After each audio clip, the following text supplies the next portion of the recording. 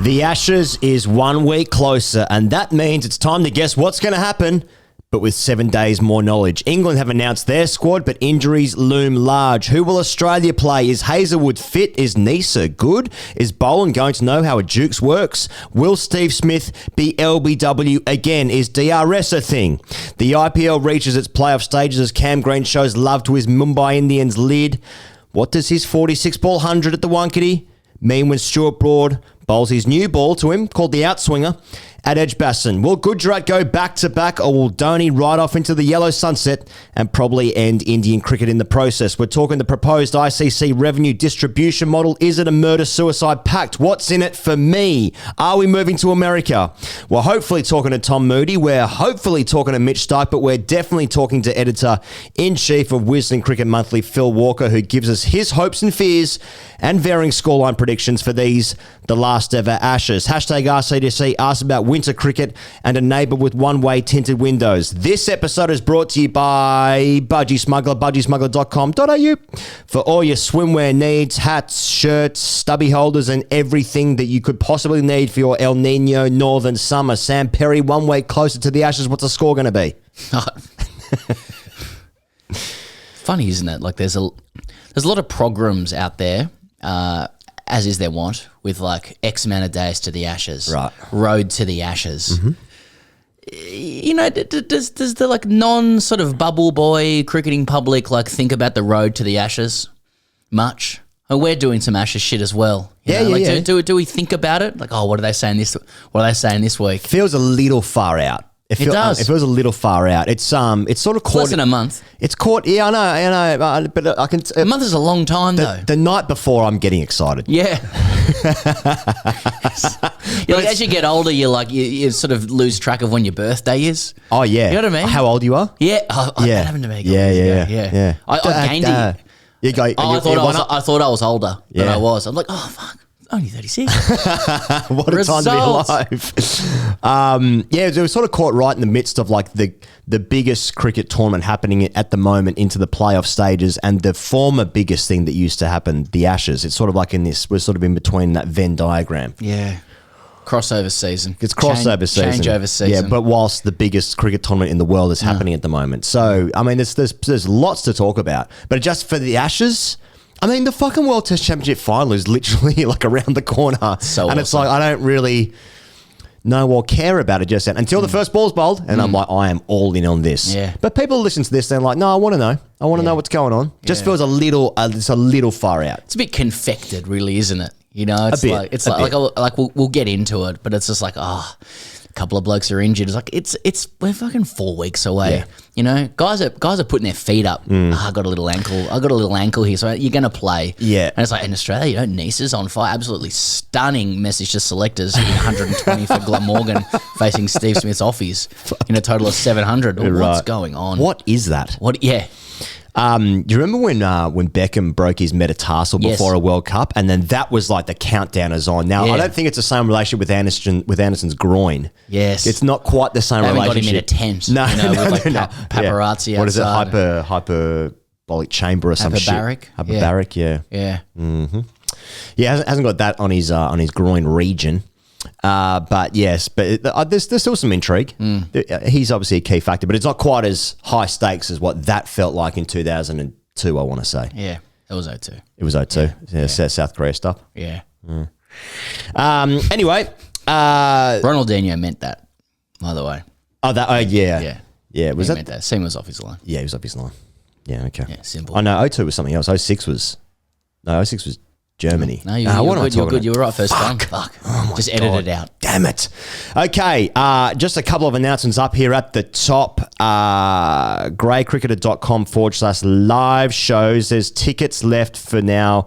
Night 2 in Birmingham. That's day 4 of the test match. That's on Monday nights. Then we got Leeds and Sunday night in London at Ali Pally. It's all those tickets are available at greycricketer.com/live shows. Sydney, sold out. Melbourne, sold out. Birmingham night 1, sold out. Manchester, sold out. London, night 2, sold out. London, night 3, gone.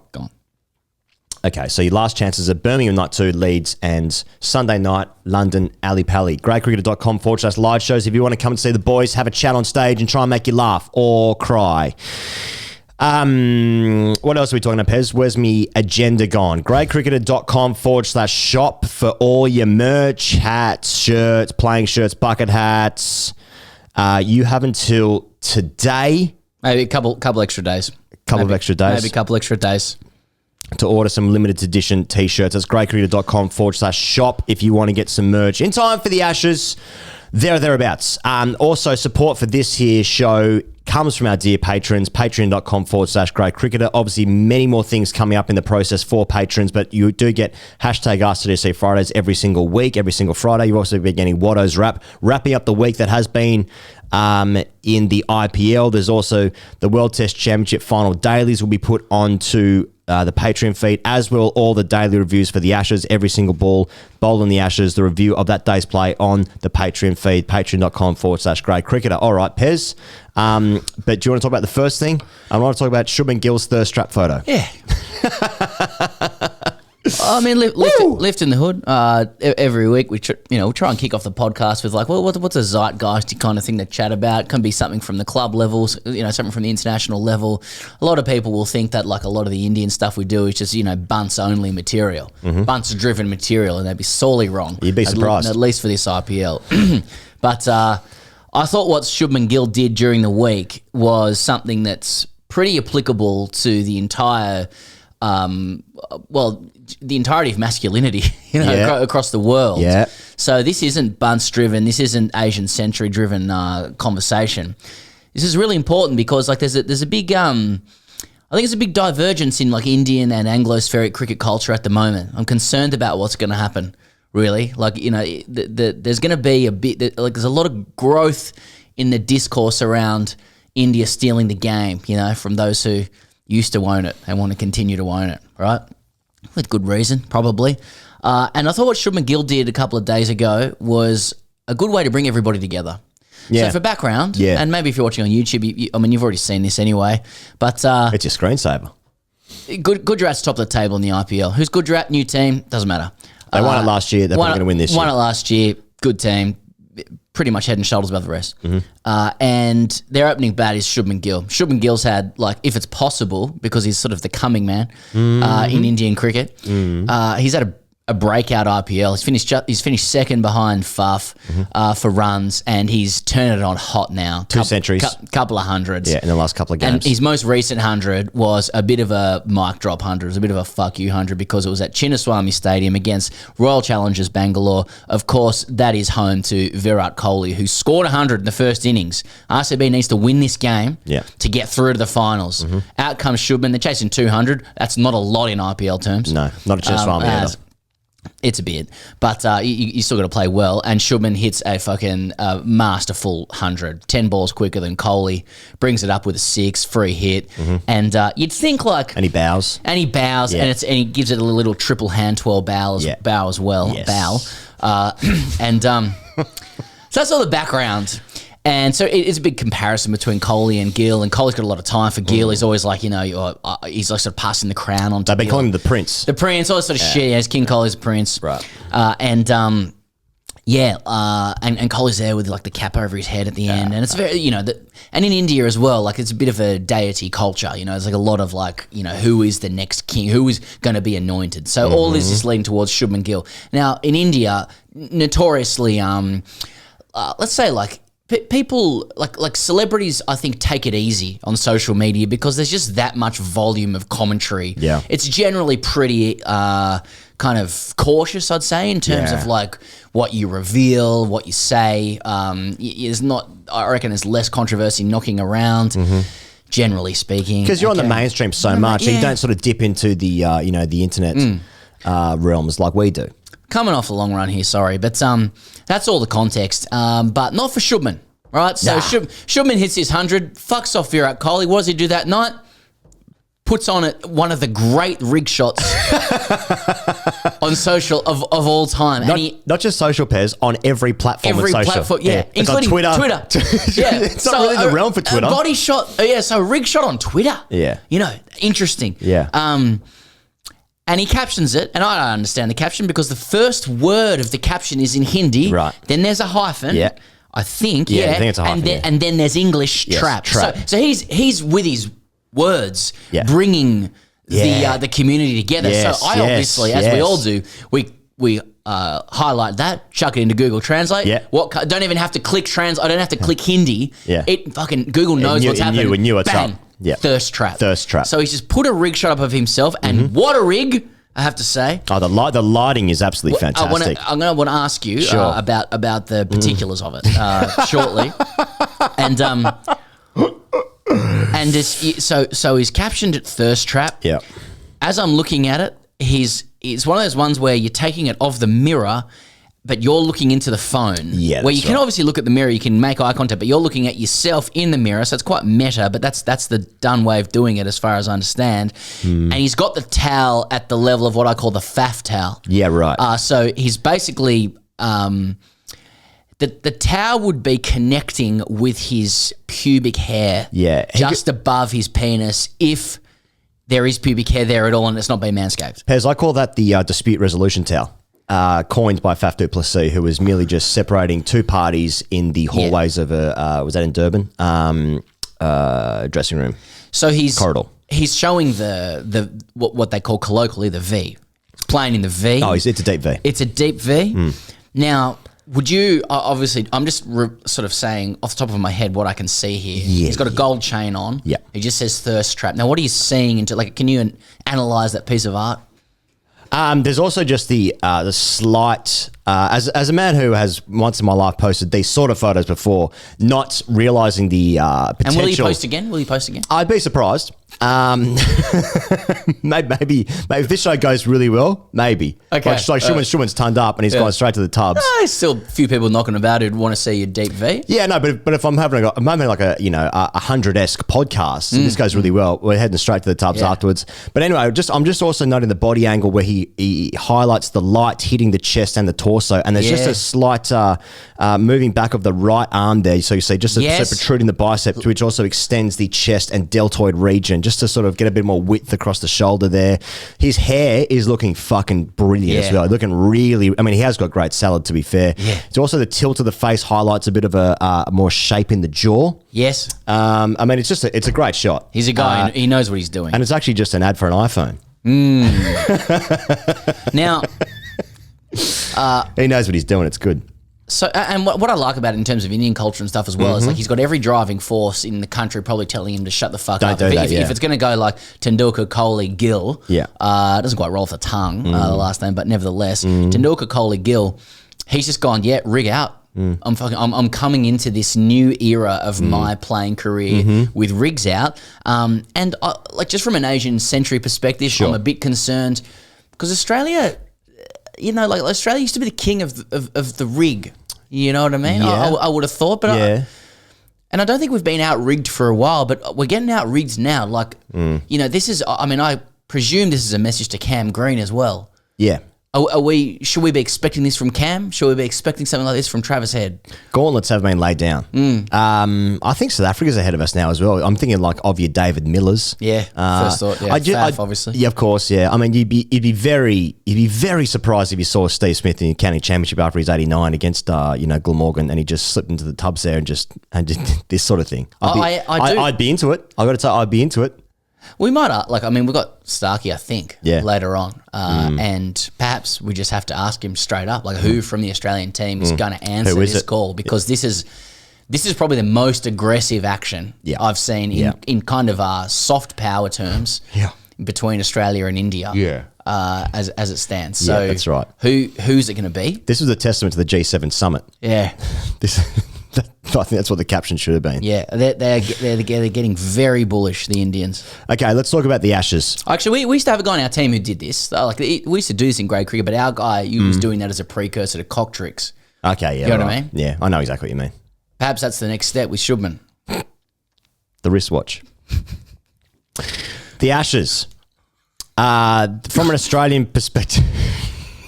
What a link. What a link. Anyway, the Ashes. Hazelwood has a fitness cloud. Is it a sore side? He has left the IPL. He's been playing for RCB. Hardly played at all, really. Only played a handful of games. I want to say about 3 or 4 games. He didn't start the season. He played in the mid part. He didn't finish the season. He's obviously gone back to Australia under this fitness cloud. It's a side strain. Not a side strain. It's a side issue. It's compounding. It's a side. He's got a side. He's got a side. It's compounding interest with these injuries. I feel like with Hazelwood, because it's not just these things don't feel all connected. It was an Achilles earlier. I don't think he's had a side before. There was something else that he had. Was it a back that he might have had maybe a year ago? He's only played a handful of test matches over the past couple of years, as we know, and there's 6 games in 7 weeks here coming up for the Australian side. Now, I suppose that brings into question who else can bowl for the Australian cricket team. Obviously, it does beg the question who else can bowl for the Australian cricket team? And indeed, Scott Boland can. It's lazy. Nisa is obviously in the country and he's been doing pretty well. Yeah, I mean, is there much to say about Hazelwood? I mean, they're saying he's going to be okay, but it's quite far away. Yeah, but it's like in terms of how many injuries Hazelwood has had and how long he has been quote unquote, injured, or had niggly type of injuries for. It doesn't feel that far away. He's more in the realm of the injury or the niggle than just being fit. So.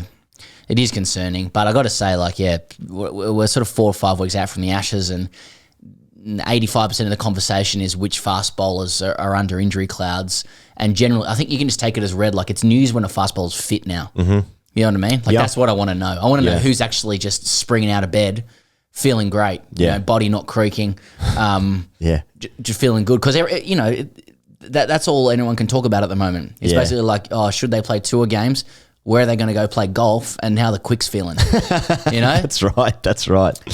So I'm not saying it's not important, but I'm just I don't know, like all the quicks are going to be very, very careful with their injuries at the moment if they feel something. And I think that's what's happening with it. Like the England stuff, there's a lot of people who are going like, they're really decimated with the injuries, England. I'm like, look, Archer wasn't going to play.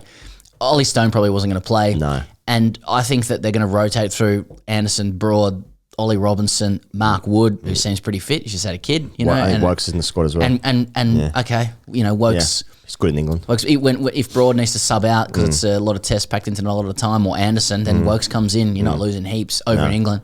Adding batting to it as well, yeah. Would you say that they're managing their loads, which is what I used to do in high school? Did you? I didn't. just trying to get the miles up, just bulk loads. What are you doing? I'm getting my loads up. I'm cleaning my room.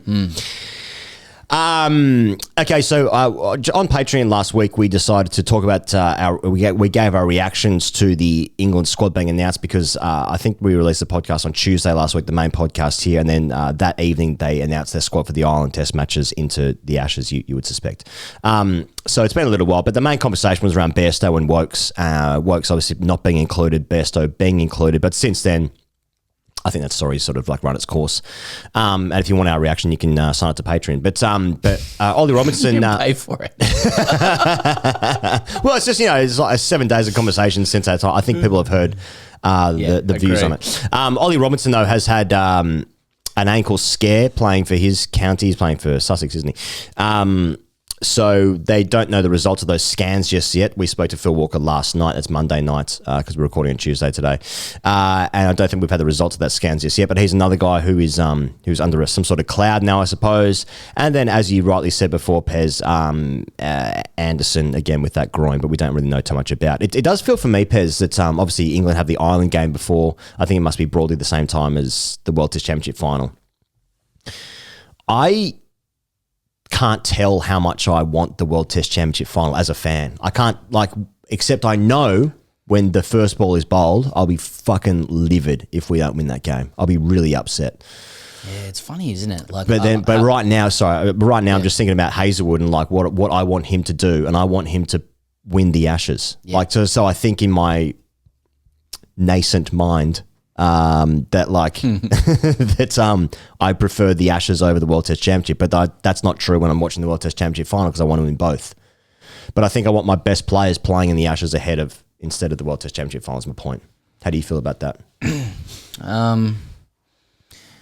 Yeah, I'd probably feel differently about the World Test Championship final if it wasn't followed by an Ashes. It does feel very much like an entree. It's a good point. When it shouldn't be. Because really, like, and this is probably left out of Ashes preview chat, like, because it's all just focused around Quicks and Joe Root facing 15 balls in the IPL and that sort of shit. Yep. Archer. But, like, Australia really, really has a chance to elevate themselves if they can win both those, like if they can win the World Test Championship final, which would be kind of vindication of superiority for the last couple of years, against the backdrop of, you know, JL's departure as well. You know, that was a fuck up when they missed the World Test Championship final last time, over rates and all that kind of shit. That was in their hands. You know, a vindication of Cummins' captaincy, you know, having received and continuing to receive huge blowback for minor logical views, you know. So it's a big deal, like winning the World Test Championship, and I know that they have really, really focused on it as well. So it is quite a big game. That's true. If they can win that, it'll be forgotten though, because it's going to be treated as an indicator of their form, Yeah. you know, ahead of the Ashes. Yeah. And I'll do that too, especially if we lose. That's right. It's like, it's blown off some cobwebs. That's right. And then yeah, like the Aussies are a shout for the Ashes. I know we're being quite pragmatic about like the chances of winning in England because it's difficult because of the green and grey hues of the whole thing. But of course they're a shout. They have good bowling attack. The batters all average 50. They're experienced, and it's a bit of it feels like it's the apex of everything they've all done together. And I think they will know that privately, that there's this great chance to elevate themselves as a team, because it's the last time. You've pointed out, they actually haven't been like objectively the best team in the world and the best Test team in the world probably since 2006, 7, 8. You know, like once that South African team with Graham Smith and the England team with Strauss and KP and all those guys came in, the Aussies haven't really been the dominant force in any kind of super consistent way. So it's been a long time. Whereas I think if they can win this World Test Championship final and win the Ashes away, to go with like probably a credible performance in India, albeit a losing one, you know. That's a really good result, but no one's talking about that, which I think, you know, as they would say, that serves Australia just fine. This is the last time that more than half the team, I think, will go to England and play in the away Ashes. Starc, Lyon, Hazelwood, Cummins. How old's Cummins? 31? Cummins will play forever. So Cummins will play forever, so he'll probably get another chance. But then there's obviously Warner, Khawaja. I wouldn't be surprised if Steve Smith either goes at the end of these Ashes or at the beginning of the next summer. I've got absolutely no idea about that. I just wouldn't be surprised. There just seems to be some talk about that, and he's obviously doing media stuff as well now. Seems to be wanting to go down that route post-playing career. So there's just like this team is the last time that England will see this team together. But it's not like, you know, the 05 team. It's like this is the last time you'll see the great Shane Warne in the country. It's not like that because they've just been such a nearly team for so long. But you're right in pointing out that this is a great opportunity to elevate themselves to be a great Australian team. But they have to win. They have to win 3, 4. They have to win 4 games. They have to win the World Test Championship and they have to win 3 games in the Ashes. And if they do that, then that's a pretty remarkable achievement. And then probably people will stop talking about Steve Smith being a better captain than Pat Cummins, maybe, or maybe not. I doubt it. Or maybe not. Anderson says that Ben Stokes is the best captain yet, and I suppose he would know because he's played under about 15 of them. Who would he play? Did he play under Vaughan, do you reckon? Yeah, so he was in the squad for 2005. Okay, Ashes. yes. So I think yesterday it was 20 years since he made his debut, and so they asked him through the week, you know, is Stokes the best you've played under? And he thought about it for a bit and went, yep. I love Anderson in the press. He's awesome.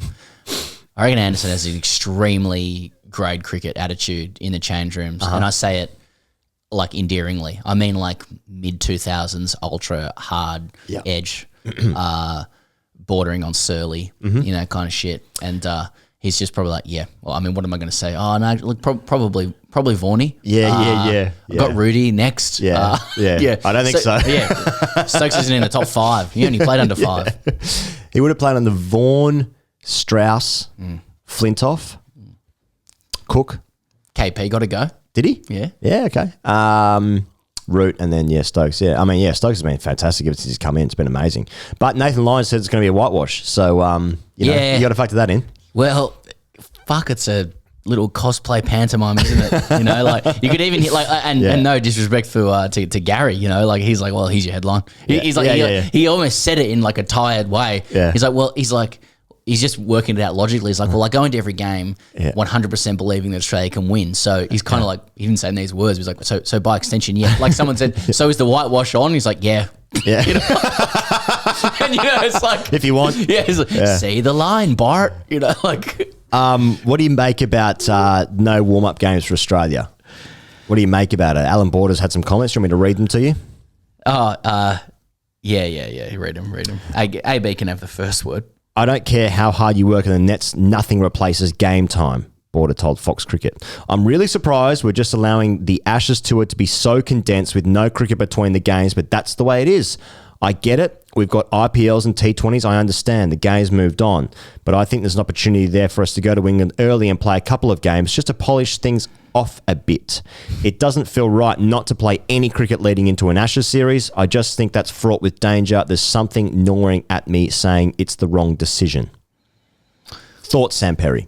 Well, I guess I don't understand how he can simultaneously say, I get it, we've got all these other things on, but I also think there's an opportunity to go early. He's like, that's the point. There is no opportunity to go early now. No. You don't have a team to play. There's no time to do it because all of these other properties are considered priorities. Yeah. You know, so, I mean, and again, like I broadly agree with him. You know, like I want my childhood back too. You know, like I just want Australia. I'd love Australia to play like 18,000 warm up games against the Duke of Norfolk's 11 and shit. Mm-hmm. Mark Taylor's there. Mm-hmm. You know, trying to score 100 again. Mum and Dad are together. You know, I get up in the morning. Oh shit. We're on air, aren't we? I thought it was interesting that Scott Boland made a comment to someone that I cannot cite because I don't remember. But he was cricket.com.au. Was that who it was? Yeah. And he said... talking to a website.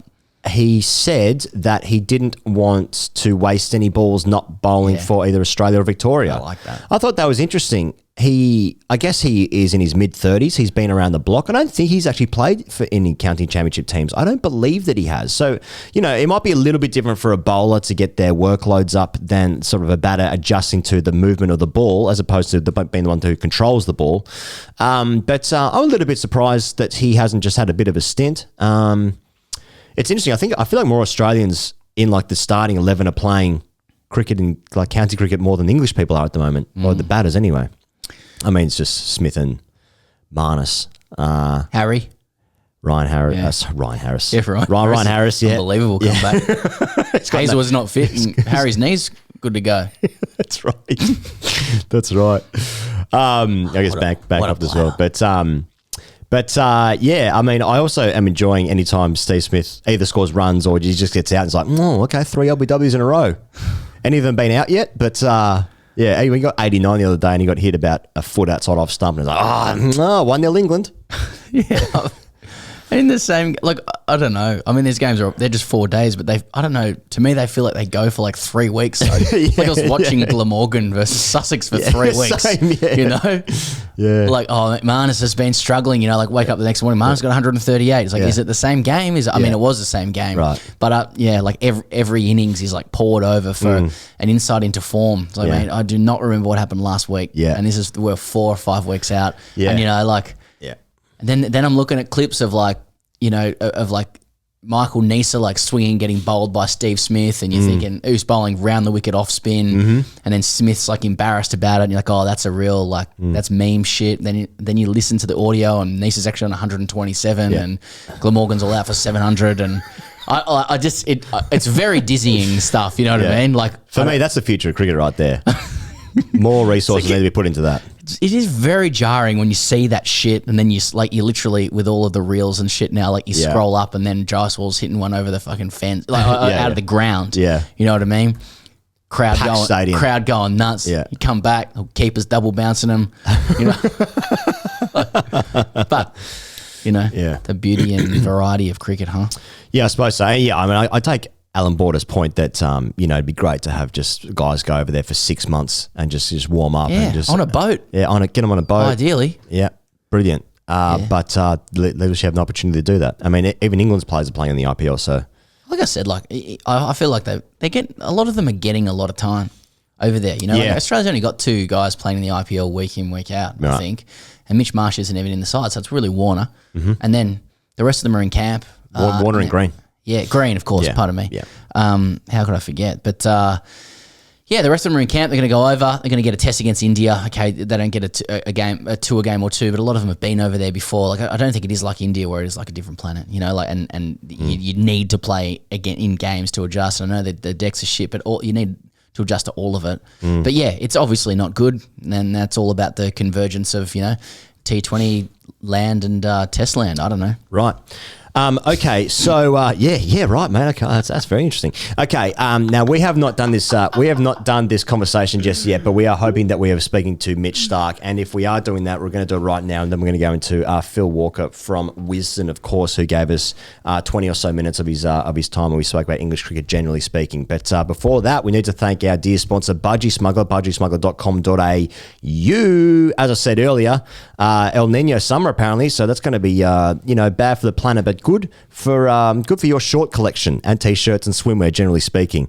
You can get hats, shirts, stubby holders, everything you need for your summer wants, needs, desires at budgysmuggler.com.au. All right, let's give this a go. Hopefully right now you're going to hear from Mitch Starc. All right, 245 matches for his country across 3 formats, 598 wickets for his country across 3 formats, 22 fifers, 2 tenfers, nearly 2,500 runs, multiple World Cups, bulk ashes, and currently doing preseason for Manly. He's taken some time out from that arduous session to join us. It is an all-time great of Australian and world cricket, Mitch Starc. How are you, Kratz? I'm very well, thank you for that introduction. A lot of those things I didn't know. So, yeah, thanks for the education too. Oh, even better. Here, 598 polls for your country. Didn't even know. Was one of those things you didn't know that you play for Manly? Well, hang on. I've been down at Manly Oval today, so I've actually spent some time at my club. That's not a lie either. I was down there for about 6 hours today, filming for a couple of sponsors. But okay. Moving on. I was still at the club. Starkey, big tour coming up, and a really important early fixture for the boys. Is your golf game in order ahead of the Liverpool trip? I'm hoping that it's gotten to its low point, so everything's on the up now, because the last couple of rounds last week weren't great. So yeah, I've been putting the hard yards on the range, on course, working my putting. I'm hoping that I'll hit my straps for that first round of golf. Yeah, it's a big first week. That's huge. I know. England's also doing some sort of golf trip as well. It seems like some sort of side pot going on between, like, the Ashes is actually about who can complete 18 holes the best. Who's good in the squad? Who plays good golf? Davey Warner's got the lowest marker, so he's 4.5. There's a bunch of us sort of between Davey and 12. So there's some decent golfers there. We've got probably four groups worth of committed golfers, and then a bunch that joined in through COVID, and those that don't know the right end of a golf club, I reckon. Starkey, so as mentioned earlier, you've played cricket 245 times for your country. You've probably been playing cricket since you're about 11. You've probably bowled a fair few amount of cricket balls. So what do you make of the growing concern in the Australian public that you're not already on a boat on the way to England playing 16 tour matches, and that in fact golf is the team's favourite sport? Yeah, that's a fact. The golfing one, not so much the boat one.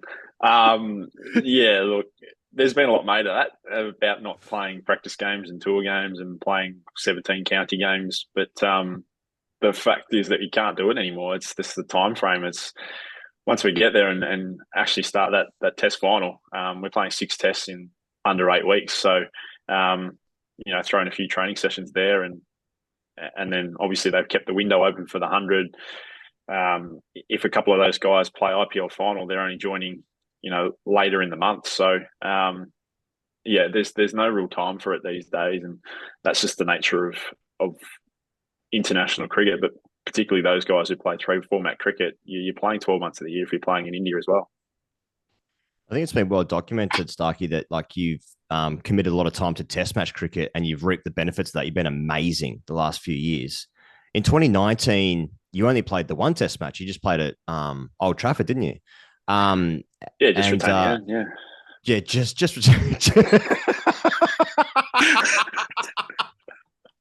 Job done. Got out of there. Had a rest, couple of beers. One and done. I'll get you the trophy, boys. So I suppose, coupling with, being ready for the Ashes and ready for Test match cricket, you must be absolutely raring to play. I'm guessing you want to play all 6 Test matches you guys are going to play over there. Yeah, that'd be nice. That's the overall plan. Things don't always happen that way. And last tour in 19, Pat was the only one to play all the Test matches. So this is my 4th away Ashes. So I've played a little bit of cricket over there. 19 was probably the least I played in all of those 3 tours. So hopefully we've got a little bit more of an impact this time. Again, it's conditions based, matchups based. If I don't play more than 1 test and we win the Ashes, that's also fine. Maybe it's just be that game that we win the Ashes. I don't know, but no. Look, I in all seriousness, I'd love to play as much of a part through the series as I can. First and foremost, hopefully winning a Test championship in the first week we're there, or 2 weeks, whatever the dates are. But that'd be a nice way to start and lead into the Ashes series, which should, to win both of those in the space of 8 weeks against two of the best oppositions in the world would be fantastic for us. So just testing an idea, Starkey, with all of the chat about the Ashes and the World Test Championship, it seems to be focusing on the opposition.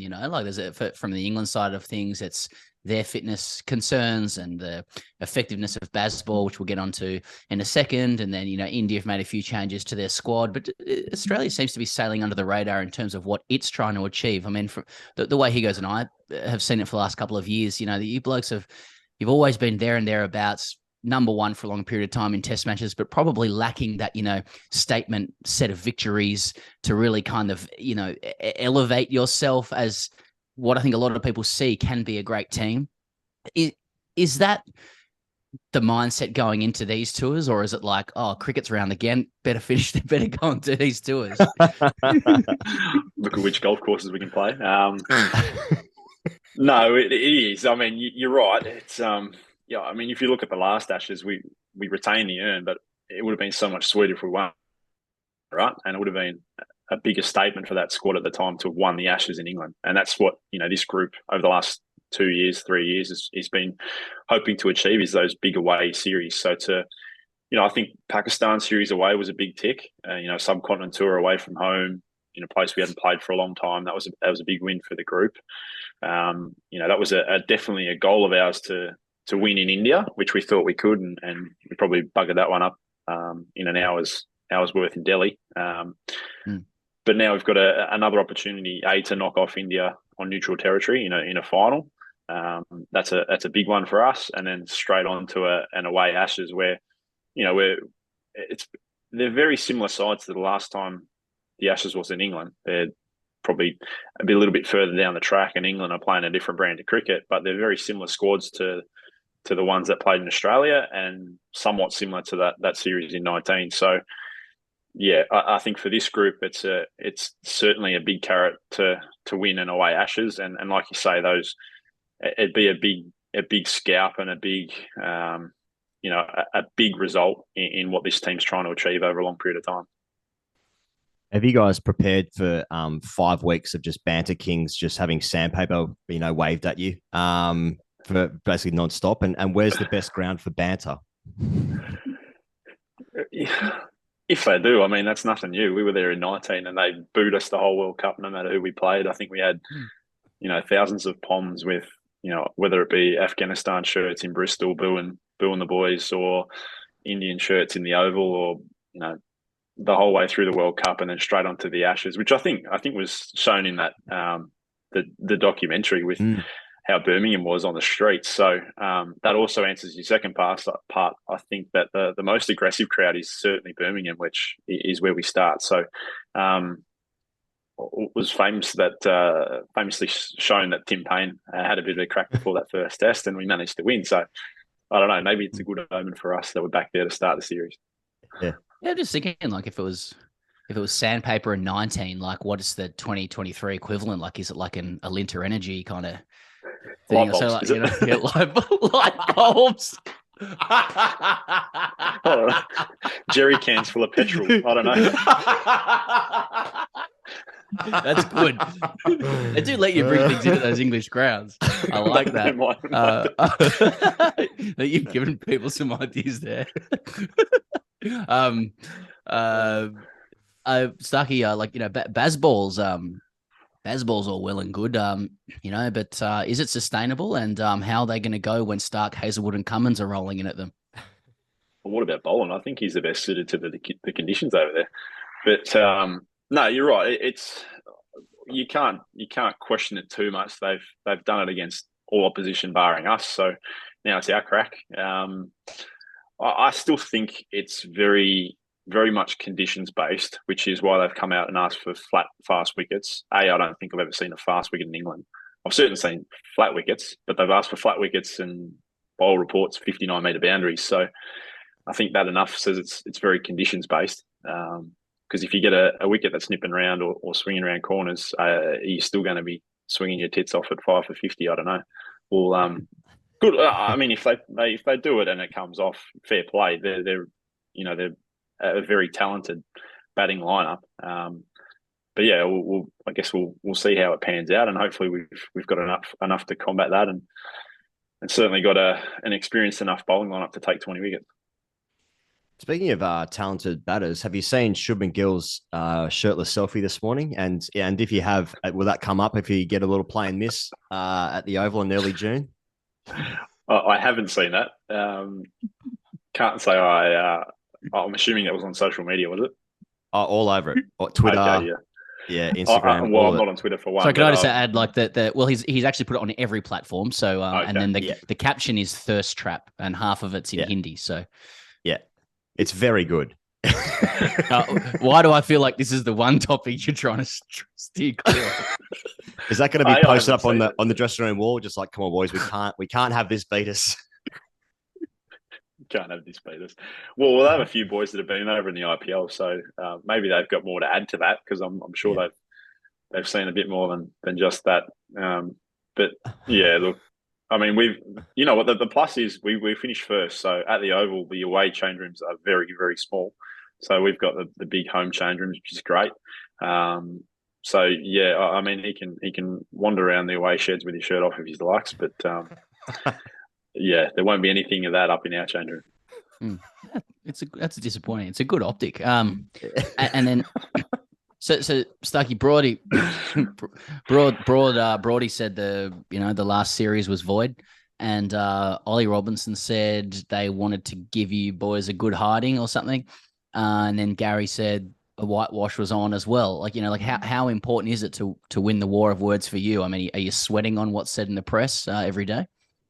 Oh, I'm hanging by a thread waiting for tomorrow's headlines. I read them with great anticipation. No, I couldn't care less.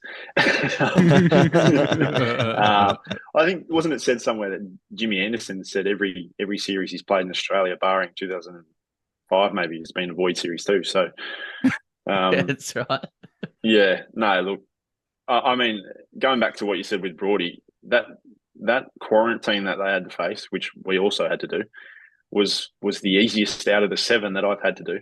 And we gave the Poms the pool, the gym, They didn't have to be stuck. They weren't stuck in their rooms. They trained at Metricon and they played golf throughout the whole Ashes. So I'm not sure there was much to void in that series apart from the fact they couldn't win a game. Have you guys prepared for Ollie Robinson's off spin just in case that comes in again? Speed dealer's on. Speed dealer's on. Well, obviously Steve's been playing at Sussex with him, so he might have a bit more inside information there with how Ollie's fitness is going, or his off spinners. I don't know. Maybe his eyewear even. He might have got himself a little eyewear deal with Oakley or something in the meantime. Steve might have more on that one, but he's obviously throwing a bit of chat back on to a few platforms about bowlers that aren't taking part in this series. Yeah. Starkey, we're sort of some of our listeners will probably think we're banging on a bit about the like existential questions around cricket for the last couple of episodes, but just read out how many tests you'd played before, 77 tests.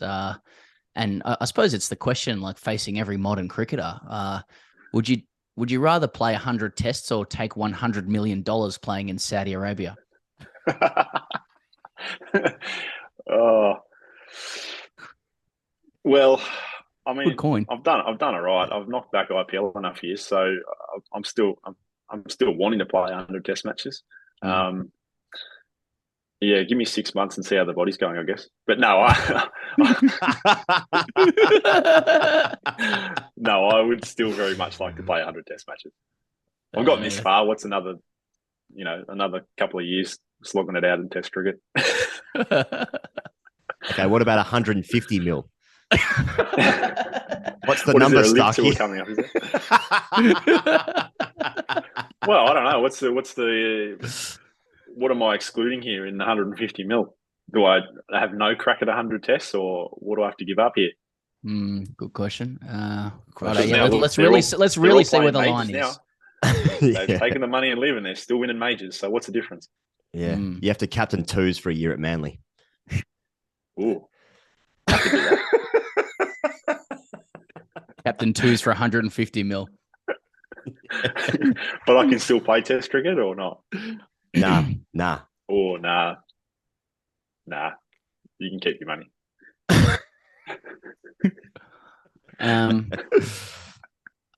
Okay, we'll let you go, Mitch Starc, because it's evolving. It's getting silly now.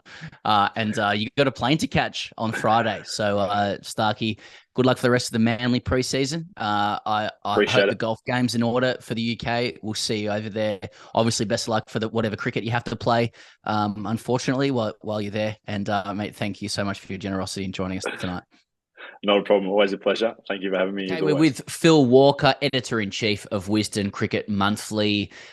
Phil, we're less than a month away from the Ashes now. Speak for your country. How gripped is your nation with Ashes fever? How gripped? Loosely.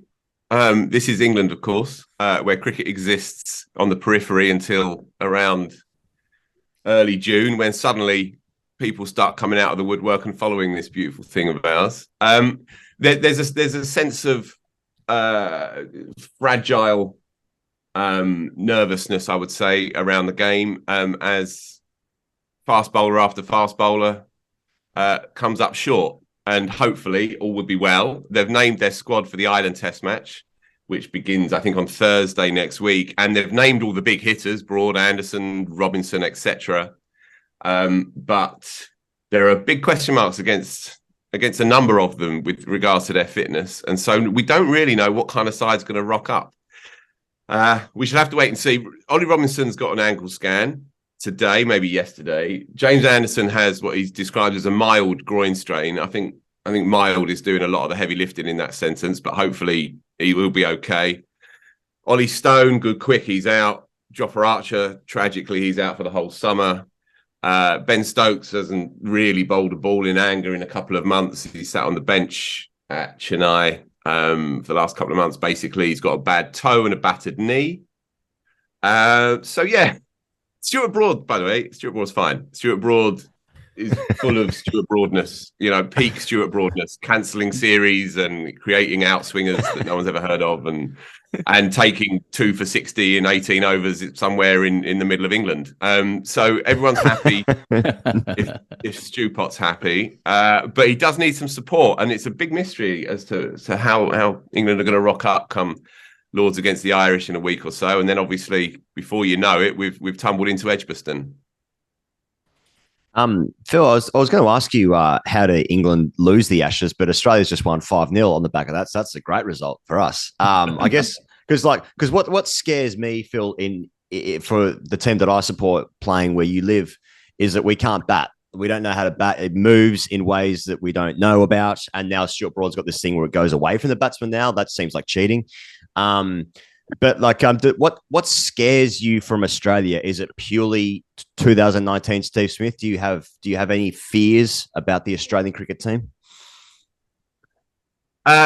Whisper it. I actually have quite affection for the Australian cricket team. I've liked the fact that it's no longer this sort of wordless beast that swallows everything up in its wake, but it actually has a degree of sort of vulnerability and human charm as a consequence of that. Oh, I don't fear it. I quite like it. And also, as we've said before, you need us just as much as we need you.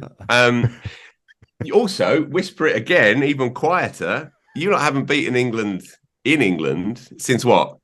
2001? Yeah, 2001, where Steve Waugh was on his belly holding up his bat without his stickers on. Won 4-5-1, whatever it was, as per. Since then, 22 years since, you should have won a number of them, but you haven't. You should have won in 2009, scored all the runs, took all the wickets, and yet England won 2-1. Odd. Last time out, somehow you managed to not win that series as well, got to the Oval and forgot that you were playing cricket for a week. Peculiar. So there's been a number of examples where Australia have been in the ascendancy and yet they've not quite done it. But what that says to me, having grown up in the 90s, crucially, it's coming. That's what it says to me. It's coming. It's on the horizon. And you see that Jack Green, his head, the Green Man, and then you just see these other sort of Ted Hughes characters just behind him. So I have this expectation that it's going to be a genuinely great series. I do believe that, because I think it's two teams who are going to be rubbing up against one another. They're both vulnerable, but they're also both front foot cricket teams. There's some top class cricketers obviously on both sides. I can see it leaning to Australia this time round. And you know what? If it does happen, so what? I'm fine with that. I'm fine with that. I'd like to see the Stokes phenomenon, the train carry on through the station and everybody jump on board. I'd love to see it. The Schadenfreude that I get from seeing Steve Smith's front pad blown off when it's miles outside off stump. I like all of that stuff. But I can see Australia, if I was sticking a fiver on it, if I was a betting man, and I am a betting man, I would stick a fiver on Australia at this point. But any number of variables, and as I said at the start, so much of it comes down to who England can actually get on the park. They need probably a quick per test match for that point of difference. They don't have a left armour. They have Jack Leach, who's a lovely utilitarian left arm spinner, but they don't really have much points of difference in their attack, apart from Mark Wood. And of course, Jofra would have been doing that role as well. And ideally, those two would have dovetailed. But the absence of Jofra, the absence of Ollie Stone, there's a lack of real pace in the attack. So Mark Wood has a big role to play in the side, I think. And we've seen it in England as well. He has changed the complexion of many innings in recent years. Obviously, bowled well against Australia in Australia, albeit obviously on quicker pitches. But there's a flimsiness to England at the moment. It doesn't also help. And there are reasons, but it doesn't also help that their middle order haven't really batted in 2 months. It's not the end of the world, because the world game is changing and priorities are shifting, and there's some genius in that middle order anyway. But it can't be useful that Joe's not had a bat for Rajasthan. He's faced 15 balls in a competitive cricket in 2 months. Harry Brooks struggled in the IPL. He made one brilliant 100 and binary scores either side of that. And Stokes has been injured and then dropped by Chennai. So he hasn't played any meaningful cricket either. That's your engine room. That's your engine room. So look, there are some, and famously, infamously, we have an opening batter or two who they're struggling to hold their place down. You know, Zach Crawley is an ongoing culture war in this country. It's not really about migrant boats over here. It's about Zach Crawley and whether he should be opening the batting or not. It's a daily thing against this kid, but the numbers are stark. So massive amount of pressure on his shoulders as well. So look, there are pockets of anxiety across the whole of the England side. Bill, but then history is also on their side, and Stokes is a genius of a leader. So it's all up for grabs. I'm not confident, Phil. So you just listen to you contort yourself into describing the shittest cricket team that ever existed. I mean, these guys have won 10 from 12, and you have just gone through and absolutely pincered them from top to bottom. I mean, they were going to lose 2 bowlers who weren't going to play anyway. Archer was never going to play. Stone wasn't going to play. The rest of them were all around and will rotate through. Stokes will play every test. He'll bowl through fucking everything. The batters have been incredible consistently, especially at home all the way through. And you have described Australia as tall green men for some reason while looking out your window. And I'm just wondering whether what you said about the 90s is the main factor here, where I've observed friends of mine in, you know, football circles in Australia who support a team that has lost all through their childhood, and that team all of a sudden becomes world beaters, and they struggle psychologically just to deal with the existence of that kind of side. I mean, how does baseball work for you psychologically as an individual, given its front foot cock out cricket, because you guys are not used to it? Makes you feel deeply uncomfortable. And my very English understanding of masculinity is challenged by this whole notion. Also, look, not your sport necessarily, but I'm a Tottenham fan, right? So I understand what the nature of failure. There's even a book written about this by John Crace, who writes for The Guardian, the brilliant political sketch writer for The Guardian. And it's called Vertigo, One Fan's Fear of Success. And this was when Tottenham were briefly good for a couple of years, and he didn't know how to deal with it. And I didn't either. And I still feel that residual thing with the England cricket team, despite the fact that they're double world champions. And as you say, won 8 in 10, 9 in 11, whatever it is, at home. And we have in Root and Stokes, 2 of the all-timers, and Anderson, you know, the Messi of fast bowling. So sure, I know it sounds ridiculous, but I can't quite shake it. I never can. There's something about that when those big coffins, Qantas-sponsored coffins, turn up at Heathrow, and they're all bigger. They're always bigger than anything I've ever seen. And even though they're vulnerable, even though they're clearly not a great cricket team, nonetheless, you know, when the BBC send a couple of cameras down to Heathrow and you just see them walking in their big, silly shell suits, and you just think, all right, here it comes. Here it comes again. And it just opens up all of those old wounds, you know? 2-2. We'll shake on it. Bill, is the county championship real? Because great question. I observe it in the same way I observe Funniest Home Videos, in that I only ever see it and someone's doing the most ridiculous thing I've ever seen. I don't know if it's a European Cricket League or if it's, you know, fucking Glamorgan against Essex. Like, I don't understand. Is it actually good now that England wins some games, or is it bad like it has been for 10 years? Right. First of all, Ian, it's not for you, mate. Okay. It's not designed for you. It's not the kind of thing that would get you going. I can see the posters you got behind you and your shoulders, and it's not for you. It's not there for you. It's a big old coffin it's there too. For me and my people. Look, the county championship is weird, peculiar, insular, dysfunctional. It's populated by toilers and chancers, and I love them all equally.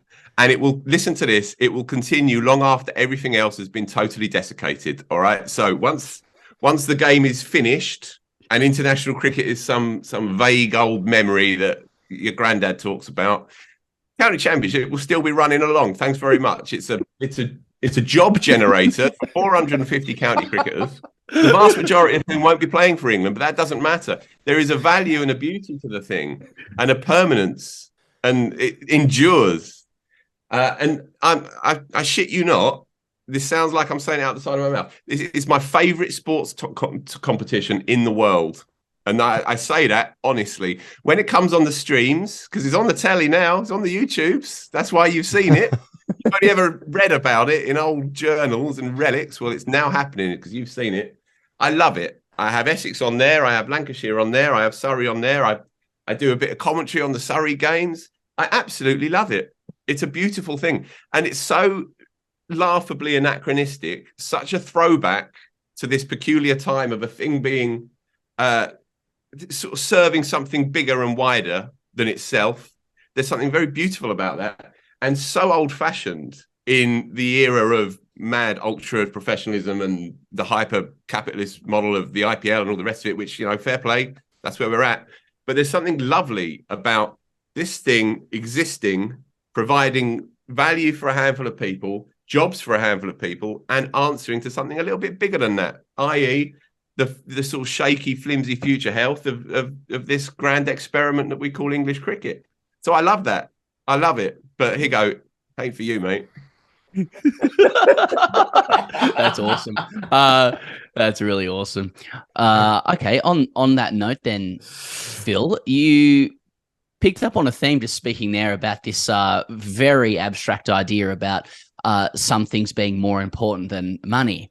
And we talked to Barney Ronay last week, and he said this one line that stuck with me as well about cricket needing to learn to live with itself as we navigate a hyper-capitalistic world, and the way cricket can actually fit itself into that world when it's a game that it couldn't be further from that by its very nature. Do you think that these existential questions are still the stuff of us soy boy, bubble boy, cricket establishment types, or do you think it will cast a genuine shadow over the Ashes for the rest of the Ashes enjoying cricketing public, aka normal people who don't live through the prism of cricket every day? Yeah, I think it's a bang-on question. The truth of it is that it doesn't touch the sides for the vast majority of people. It does for us. Because our identities, and it's rather sad, but it's because our identities are so bound up in it. But most people don't have this unhealthy, coercive relationship with cricket that we do. I've lived with it ever since 1986, when my nan bought me Botham's Ashes, 81. I don't know if you've ever heard of that. And since then, I've been totally obsessed with it. And I realised as a 6-year-old, I could literally sit and watch it for 5 days straight. And I've been happily devoted to it ever since. So it would be similar with you, similar with the armies of obsessives out there, the kinds of people who listen to your show and so on and so on. But there are well-adjusted people beyond that. Many, many battalions of actual normal people for whom the Ashes comes around, it matters to them. It's a marquee moment in their summer's watching, in their content, whatever they're after. The Ashes plays a key part. It's the only cricket that matters over here, and it's a terrible thing to say out loud, but it's true. When England play New Zealand or India or Pakistan, it's on the BBC website, and people are aware of it, and they like to have a day out, but nobody is upset on Tuesday morning if Pakistan have won or if India have won and England haven't. But if Australia win, it's a different story. So there is that genuine edge to the thing. It's not just a media concoction. But the broader question about the game's latest existential crisis and what it means and what the ICC distribution model actually means for the future of the game and the contraction of the test game, etc., etc., the arguments that are playing out in our heads every day, I don't think that will be relevant this summer. If there is one little callback to it, then it's what you said to me, Sam, a couple of weeks ago. There is something particularly poignant about this summer because nothing is ever necessarily forever apart from the county championship. And so we do live in this changeable time, and it's hurtling along. So where it leaves the things that we assume in our youth to be forever, where it leaves these things, it's no longer as clear. 20 years ago, even just 20 years ago, the Ashes was everything, and everything else in English cricket just sort of hung on its coattails. But obviously, the landscape is nothing like that anymore. So yeah, I don't think it's going to bother the average punter, but it will bother them down the line if it doesn't happen too many more times like this. So look, we shall see. We shall see. But I think a lot of the hand wringing and the pearl clutching, it will be suspended from the Monday of that first week of the Edgbaston Test match, where suddenly all the thoughts are of the joys to come, however fleeting, however ephemeral they may well end up being. Phil, I wonder if you think that the 100 can have a successful summer. I mean, that's obviously the main story. Can Welsh Fire win a game this year? But like I observed that other leagues that had the drought through COVID, like no fans and general lack of engagement, have really come back to life this year. We saw it with the BBL during our last summer. The IPL has definitely been hugely more engaged with, just so even fans being back in the stadium always sort of gives that consumer confidence. If you see fans in the stadiums, then it's like, oh, people care about this thing. And I know the 100's like a bit on the nose and probably has been since it started, but it started in COVID. So I just wonder, like, if the 100's ever going to have a big summer, maybe this might be it on the back of, likely an England win in the Ashes and a home Ashes into El Nino summer. But do you think it's possible that it could really pump this year? Up to a point. It's a big year for it, for sure. There are caveats to the previous years, as you acknowledged, with COVID and so on.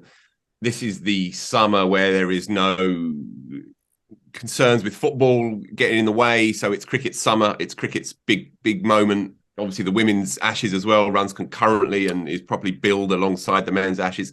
That feeds into the domestic state of play as well. The 100 is nothing without the women's side of it. So it's necessarily presented as a joint show. That will help again. But there are certain problems with it, well documented, that are almost intractable. Now, whether it really, really matters to your average family in England who fancies going to the cricket and it's cheap, it's deliberately cheap compared to other cricket to go and watch for obvious reasons, try and bring in families and new audiences. Whether they care or not if Babar Azam is playing or if David Warner isn't in a squad because no one can really afford these kinds of players or their budgets are such that it doesn't happen, perhaps they're not bothered. I don't know. Perhaps they're not bothered. But I've always felt with the 100, if we can sideline the eccentricities of 100 balls versus 120, we can sideline that, then I've always thought that the thing will hang or fail on the quality of the players that they can attract. Last year, Bairstow and Stokes, despite being fit and available, didn't play in it because that was their rest period, because they just can't be persuaded. And the top tier of money for the top players, your Glenn Maxwell's and so on, is 120 grand, 120 English pounds, which, you'll take it, even though you are doing your sold out shows at Ali Pally, but you still take that. Of course you would. But in the current climate, that pales next to what, say, Harry Brooks earned in the last couple of months in the IPL. So when they go to the agents of these great players, these great marquee players, the kinds of players as well who aren't just going to be enlivening the tournament, but they're also going to encourage people in Brisbane and Mumbai and Karachi to watch it on the feeds because they're these great players. The same reason why I watch the IPL, because I know that Shubman Gill's playing that day. And if we are lacking those starlets to drop in, then it's a problem. And you're never really going to, I don't think you're ever going to elevate the thing to a position where it can stand properly, respectfully on its own terms as a cricketing product, unless you can attract better quality of players. And that's its challenge. That's its challenge. That and about half a dozen others. I want it to work. Always have. I do desperately want it to work. And yeah, as you say, this is a big summer for it. But yeah, this one will come up again, no doubt, down the line. Phil Walker wants good players, so Phil Walker's in favour of private equity to IPL franchises. Very interesting. What can I say? No, I listen. We're all in survival business. I was going to ask you another existential question, but because of your beautiful rhetoric before about just focusing on the Ashes, let's just talk about Bairstow. It's the last one from me. Good. Again, Phil, Aussies watching AFL at the moment and couldn't be more apathetic about cricket. So for those who have missed out, Ben Foakes is dropped.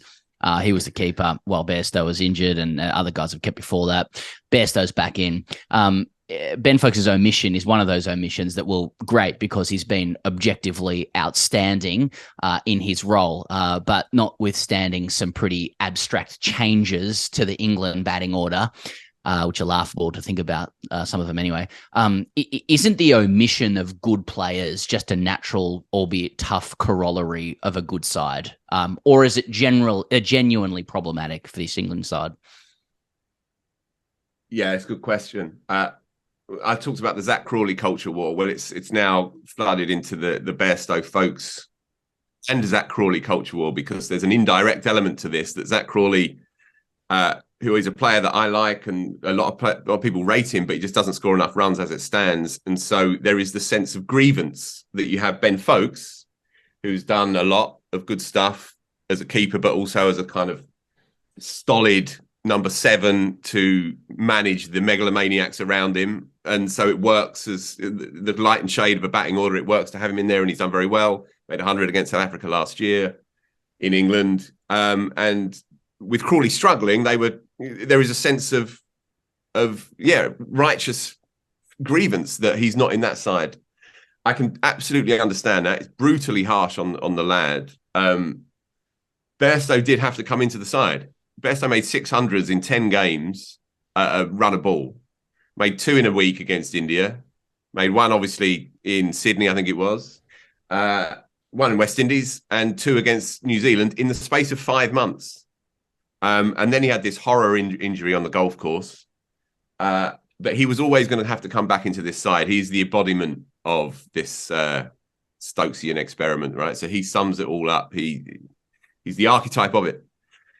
What happened, though, when he was injured is that Harry Brook came into his place, and he averages 80-something in Test cricket. So Brook has to play as well. He's the golden boy of English cricket. So the two of them had to play, and they faced this awkward decision with the Stokes and the Foakes and Bairstow call. I wasn't surprised they went the way that they went. I can understand why they did. It's amazing how it plays out on social media. People are still frothing over it. But yeah, it's a good point. It's a sign of strength, right? Rather than desperation. Good players get left out of good cricket teams. Stuart Law, one of my heroes as an Essex fan, he played 1 Test match. He was the best player in England for at least 7 or 8 years, and he played 1 Test match for you lot. Doesn't even have an average because he was 60 not out against Sri Lanka. Good players in good cricket teams don't play, and I'm afraid Foakes, who is the fall guy of this thing time after time, will have to accept it yet again.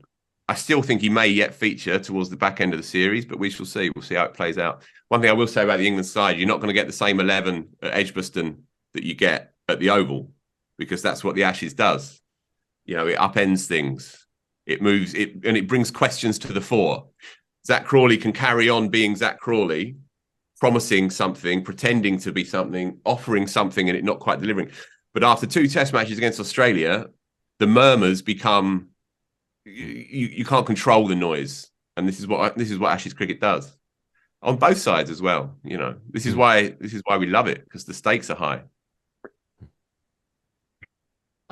Phil, thanks so much, mate. For those who want to catch more of Phil, is on the Wisden Cricket Pod, also editor-in-chief of Wisden Cricket Monthly as well, speaking passionately, poetically, cogently as well. Mate, thanks so much for joining us here. We'll catch you during the Ashes, and you're plugging Wisden now. We used to do that for money, but that's obviously just some of you.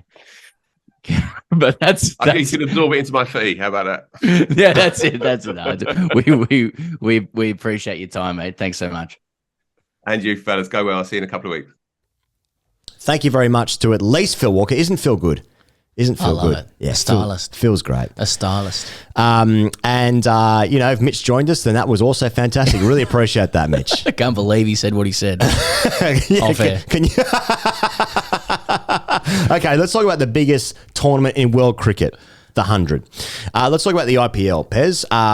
As people who have YouTube accounts will know, we do our show 4 or 5 times a week for the IPL, doing reviews and such. Now, we've reached the final 4. We've reached the playoff stages. We have reached the end of the league stage. That means we say goodbye to 6 teams for one more year, and the top 4 teams have been secured. The Gujarat Titans, who won the competition last year, they finished clearly first, and they were actually the only team that had qualified before the last game, the last of the 14 games per side. CSK finished second. That's MS Dhoni's team, or Devin Conway's team, whichever way you look at it. Third was LSG. Stoinis plays for them. That's good for Australia. And fourth was the Mumbai Indians, who was Cam Green's team. 100% Cam Green's team. And he sealed that with a kiss when he scored 100 at the Wankhede Stadium there in Mumbai against... who was that against? Oh, shit. Fucking hell. I was in Sunrisers Hyderabad, who finished last. It's all pretty good for the memory. Hey, that's good from you, man. A lot of people will be listening to this like don't have a fucking Scooby-Doo about the IPL going, oh, here's those. He goes here and hizzos, which is what they call you. Yeah. And also he knows how to say the Wankhede. Yeah. And say the, Yeah. how you would say it if you you're didn't managing know how to your say loads. it. Right. Yeah, managing your loads. Well, Right, okay. So Cam Green scored a 46-ball ton for the Mumbai Indians. They had to win that game against Sunrisers to qualify, and they did just that. Mumbai and CSK, they're sort of the legacy teams. They're 2 of the most successful teams in IPL history. In fact, I saw yesterday on the internet that CSK have only not made the playoffs twice in their history. So they're very successful. Mumbai are the team that's won the most IPLs. Anyway, so that's where we're up to. So the games, the knockout games are tonight, Wednesday night, Friday night, and then the finals on Sunday night, Australia time, Monday morning. So what do you want to talk about with the IPL? Cam Green kissing his lid when he scored 100? Yeah. I guess so. Yeah, a lot of people looked at that image and would have thought, well, isn't that the image of modern cricket? Yep. You know what I mean? So he was batting with Suryakumar Yadav, who's obviously had a blistering tournament again. Eventually, slow start, but they needed. I think they chased down like 210 with 3 overs left. Yeah, 200, 201. Right, and then they needed. Cam Green was on 99. Yeah. And they needed 2 to win. Suryakumar Yadav on strike, who just pushes a single, so he gets him on strike. And then Cam Green takes a couple of balls to try and get his 100. He starts like prodding at it. I think he left one, and the keeper spilt it, and they didn't run the bye. So they're sort of Simon Dill's yelling. Yeah. Just go, why are you trying to prod at it now? And then Cam Green scores the winning runs, and then runs down the wicket, does the Dave Warner-esque Toyota celebration. Yeah. And then takes off his lip, and then lips his Mumbai Indians lid, the badge on the lid. He lips it. Yeah, he lips it. Yeah. I mean, we I suppose we talked about it on the daily, but it's how deep was that kiss? How does he feel about that kiss? I think he'd do the same for the Australian lid as well. In fact, he may have already done it for the Australian lid. Like it's more to be considered like his type of celebration. He wasn't triple arm twirling and bowing like the Prince to the King or whatever. Yep. He's like a conglomerate, like a combination of the Warner jump, tonguing the lid, and we carry on. Yeah. It was a pretty impressive 100 though. I barely expected him to play much in the IPL this year. He went for big money, but sort of seen as a legacy player for them or a future player for many seasons ahead, and that was pretty impressive stuff. Mumbai Indians are a very fun team because they've also got Berendorf playing for them. They've got Chris Jordan now, who's replaced Jofra Archer. The bowling isn't great. It seems very 2015, doesn't it, with that bowling attack? But fuck, the batting's electric. Tim David's playing there as well. They've got Rohit Sharma, who's the captain. Ishan Kishenappan's batting with him. Suryakumar Yadav, obviously the best white ball player in the world at the moment. And then David and Green, and it's a good fun team. It's a good fun team. Anyway, that's what's happening with the IPL. Anything else you want to say? No, not really. Now, this is another one that we have not spoken to just yet, but we thought we might try and speak to Tom Moody, who I think he's in an excellent position to talk about the IPL and Indian cricket, generally speaking, given his ties with literally the Australian cricket team and also literally formerly being a coach of the Sunrisers Hyderabad side and still commentating for the IPL and commenting via ESPN Cricket Info. So if we did manage to line that up, here he is right now. Here's Tom Moody. Okay, we're lucky enough to be joined for the first time, actually, by Tom Moody on The Grade Cricketer. Tom Moody has been across nearly every nook and cranny and crevice of cricket you can imagine. I'm going to go into it later. I think he humbly describes himself as former player, coach, commentator, and administrator. I think it's a lot more than that, Tom, but we're really grateful to have you on the show this week. Yeah, no, my pleasure, guys. Absolute pleasure. Tom, I know you most recently as an Aussie who kind of intrepidly actually covers cricket away from these shores, and whether it is as any of those job descriptions that I called out before, you're currently with Star Sports and Crick Info at the IPL. So just to kick it off, this is the first year the tournament's taken place post-COVID and with everything opened up, I guess. How would you characterise the tournament this time around? Oh, it's been phenomenal. I think, firstly, post-COVID, as you mentioned, the grounds have been heaving. People have been starved of live sport, and we've seen so many capacity crowds and the enthusiasm around. The IPL and cricket itself is at its peak over here. It always is. At a level which is hard to sort of understand, but it is absolutely rocking over here. Have you seen Shubman Gill's shirtless selfie this morning, Tom? Have you seen that overnight? That's the main story. And can we expect the same thing from you? What would Steve Waugh have said? What would AB have said if he saw the same thing? I'd like to see one. I'd like to see one from Merv Hughes first before I prepare to actually do one myself. But something I can promise you is you probably won't see a selfie like that. No, but funnily enough, I have seen it. He's got a decent rig. He's in good shape. Yeah. No wonder he's hitting hundreds like the way he is. But, yeah, less of the selfie, but geez, he can play, can't he? Yeah. There'll be a lot of young Indians watching this conversation, Tom, and just on the Shubman Gill question, I hadn't had this written down, but for the young Indians watching, who'd be the equivalent rigsman of WA cricket to Shubman Gill? Who would have been most likely to get the rig out post 100? You're talking about in my day? Yeah, in your day. Oh gosh. Yeah, I suppose Swampy Marsh, actually, he had a decent, believe it or not, he had a decent body on him. He was fit as a butcher's dog back in the day. He's been in a good paddock since. Tom, you're a guy that's on the ground there in India, and there's been so much conjecture and talk recently about T20 cricket going away from international cricket and heading more towards not just T20 leagues, but perhaps even T10 leagues. A lot of people say that's a bad thing. I'm not so sure. You're there and you've coached in the IPL and you're commenting on it right now. How do you see that move away from sort of Test cricket specifically and perhaps international cricket into domestic leagues? Yeah, it's an interesting space. It's a very fast-moving space. There's obviously been talk around players getting multiple contracts across various leagues. As you mentioned, there has been talk of T10 leagues, but at the end of the day, we only have to look historically at cricket and what we've seen over time. Wherever the money is being generated is where the game grows. And we also need to take into consideration, what the demand is. What is it the public and the consumer want? And, cricket 50 years ago compared to today, people don't have the same time as, what we had 50 years ago. So we need to provide a product that's going to keep the game moving in the direction that satisfies and grows its popularity with the consumer. Mm. Your career is so interesting to me, Tom, in terms of everywhere that you've been, and in particular the last kind of 10 to 15 years, you've coached international teams. I mean, before that, you've been a director of cricket in county cricket. You know, you've done similar roles in domestic cricket in Australia.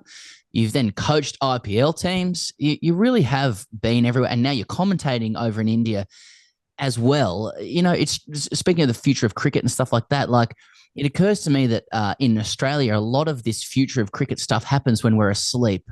You know, the IPL happens when we're asleep. So we are often asleep, like literally and metaphorically, to where the game is going. Like, how do you sell the IPL or the general direction of the game to Australians, many of whom follow cricket for maybe 4 or 5 weeks a year when, you know, the Ds aren't playing?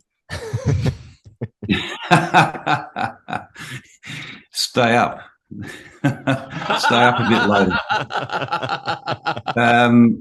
Or move to the West Coast where you've got a 3-hour window. So, yeah, look, it is an interesting one, but the reality is that, this is probably why Australia is yet to, or not yet to, that's probably wrong in saying, but haven't quite got the understanding that a lot of other places around the world have with regards to the gravity of the IPL and the significance of cricket in Asia as a whole. But India being the centre of it. You know, at the end of the day, you know, the eyeballs watching cricket globally, up towards 80 to 90% is coming from Asia. So that 15%, Australia only a portion of that.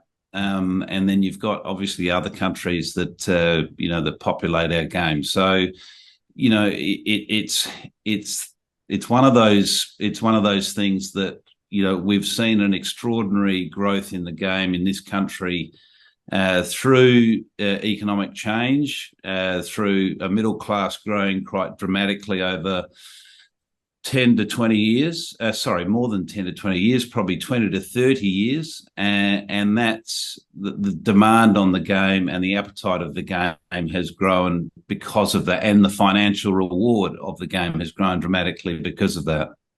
Do you sense, Tom, that like Cricket Australia or administrators in this country are aware of the scope themselves? I don't sense that the public does, but do you think that the administrators in this country are even making changes to, go with the times, so to speak, or are they sort of, just worrying about, can we beat the West Indies at home this year in a test match?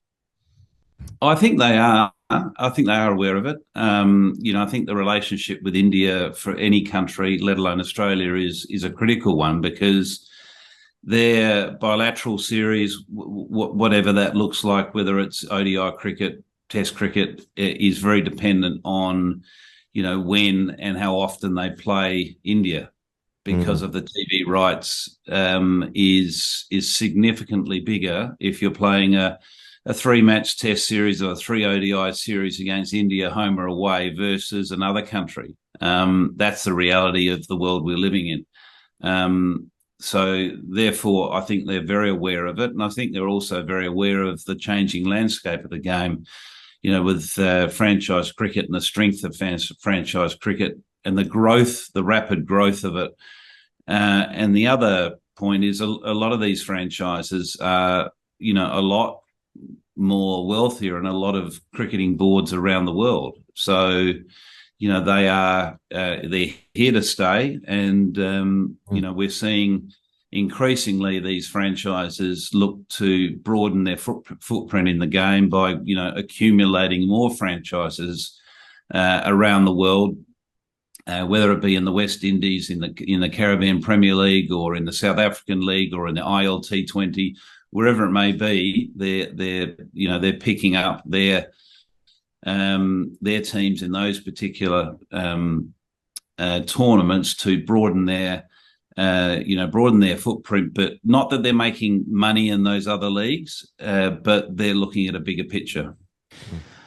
I probably keep mentioning this in my question, Tom, but like you're a fascinating figure to me, because if I was to kind of simplify the the discourse around the future of the game and stuff, it'd be like, you know, you're either a red ball guy from way back who claims the term purist, you know, being a cricket purist, or you're a young Indian person, or you just like money.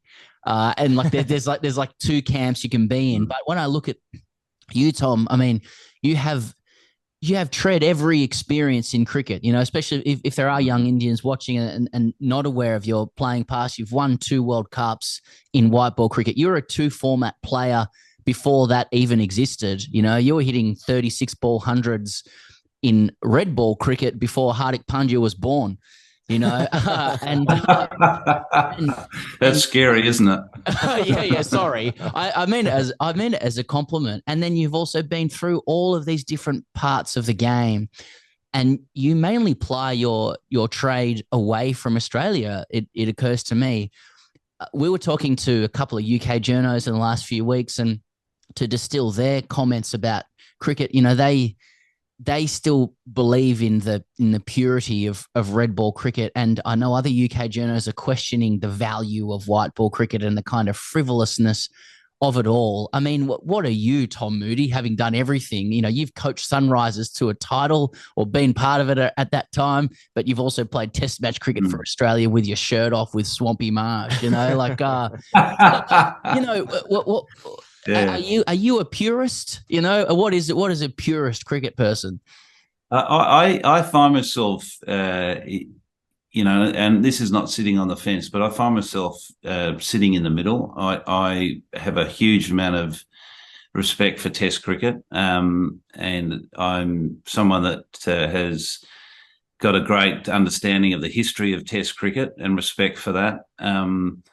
But I'm also, the world I live in, as you quite rightly say, is, you know, the majority of my work, if not all of it, is overseas. And that's not by design. That's just it's just the way my career has unfolded. And I sort of see myself, someone is at the cutting edge of where the game is moving and sort of in the front seat of that white ball vehicle. And that, to me, I find extraordinarily interesting. The discussions around that, the scope of where the game's going. But I'm also being pulled back into the back seat where the red ball is, sort of thinking, well, you know, we do need to look after that treasured game, and, you know, trying to find a balance to do that with being realistic is really important. And, you know, I'm sure the governing body and all the cricketing boards that do have that same sort of respect for red ball cricket are torn between that challenge, because you can't be blind in thinking that Test cricket is going to continue to, you know, sustain and nourish our game as much as moving in the other direction, where white ball cricket is undoubtedly where, you know, the money is generated and the funding of the game comes from. And to me, we're at a crossroads very similar to when Kerry Packer started white ball cricket. There's absolutely no difference whatsoever, but we're in a different time, with it being slightly a different landscape and more complicated with different formats. But, you know, the same was talked about and said back then. Not that I was, you know, a 20 or a 30-year-old back then, but, you know, I was a young kid, and just looking back and reflecting, and that must have been exactly the same feeling for people that were torn with regards to what are people, you know, running around in pajamas with lights on in makeshift grounds, you know, the West Indies in salmon pink, you know, all those types of things that we all thought was, you know, crazy, wild ideas have been really the beginning of where we are now. Just think about a current player that will probably play across both of those formats. I say both instead of three because I think ODI cricket's about to be fly the final whistle there. But Cameron Green has had an amazing IPL tournament. I thought he was going to be more of an investment purchase for MI, and that he might play a couple of games, but he was more of a long-term project. But he's obviously scored a 46 ball 100 the other night against your old boys, Sunrisers. And just generally speaking, he's had a very successful tournament with the bat. Did you expect him to play as much as he has? And how long before MI offer Cam Green a contract to take him away from Australia? I did expect him to play. He's an exceptional talent. There's no question of that. And even though he's relatively new in his T20 journey, he's hardly played much T20 cricket at all. We've hardly seen him in the Big Bash. But he when it comes to a cricketer, is a rare breed. You don't often come across all-rounders that are genuine batters that are also genuine bowlers. And I wouldn't say he's quite a genuine bowler in T20 cricket yet. He's still finding his way in that space and learning the art of bowling in T20 cricket. But given the level and the skill given the skill level and the intelligence that he has, that won't take long. I don't think he's a player that will be a long-term, investment for Mumbai Indians, as in taking him away from Australian cricket. I think Australian cricket have got Cameron Green well and truly, but Australian cricket will need to understand, which I think they do, that there will be a balance between Cameron Green reaping the enormous rewards of being involved in the IPL with Mumbai Indians and also being, a test match winner for Australia. Because, players like him, come across, you come across them every 10, 20 years. They're pretty rare.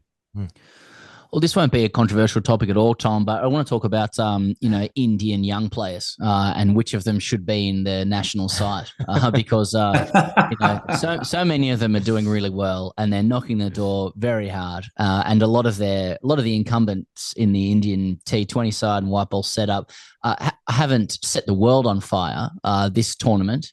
Rather than you talk about who should be dumped, why don't you tell us which of the young Indian players stand out to you as being ready to go to the next level now? Well, I think the obvious one that has had an incredible consistent season and in a particularly difficult role is Rinku Singh from KKR. That finisher's role is probably the hardest spot to bat in T20 cricket, and he's done it seamlessly. And the fact that he's a left-hander as well is also a bonus in this format of the game. So I think when you're looking at 2024 and you're looking at a T20 World Cup, I would be very surprised if he's not sort of blooded into that Indian T20 side, as soon as possible, so he can get the exposure, international experience.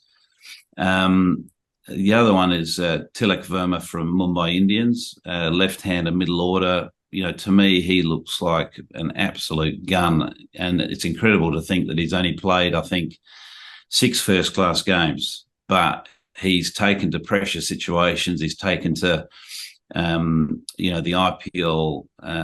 Seamlessly, and he's got not just a power game, but he's got a strong technique around, what he brings to the table. Gaikwad from CSK is another one. He's probably not as young as those others that I mentioned, but he looks pure, doesn't he? He looks like a player that could play all 3 formats comfortably.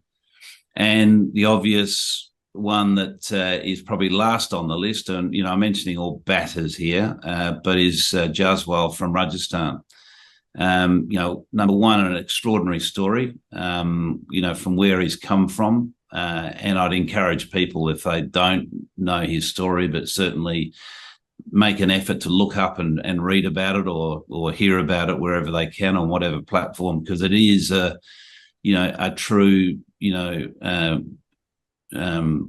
story from great poverty and hardship to wonderful joy of someone out there showing us what's possible. But he to me is going to be the next superstar in Indian cricket. There's no question of that in all 3 formats.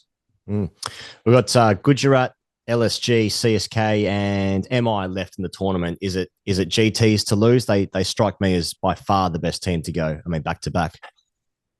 Isn't it extraordinary that at the end of the auction in 2022, everyone thought that GT probably had the worst auction out of everyone. Yeah. And I think that was probably, across the board, most people had that opinion. But it goes to show you with, good management and also poor judgment from us that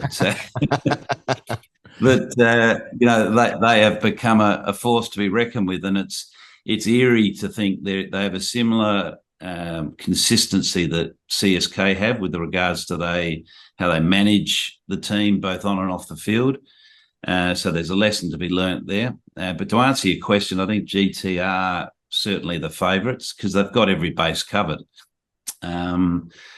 Particularly if Hardik Pandya is bowling as well, it just sort of adds another layer of depth to the quality they bring to the table. CSK are an extraordinary team that, again, sort of punch above their weight, but are led exceptionally well. And the wave of Dhoni can never be underestimated. CSK haven't played an away game this year. Everywhere they've gone, 80% of the crowd have been in yellows, chanting Dhoni.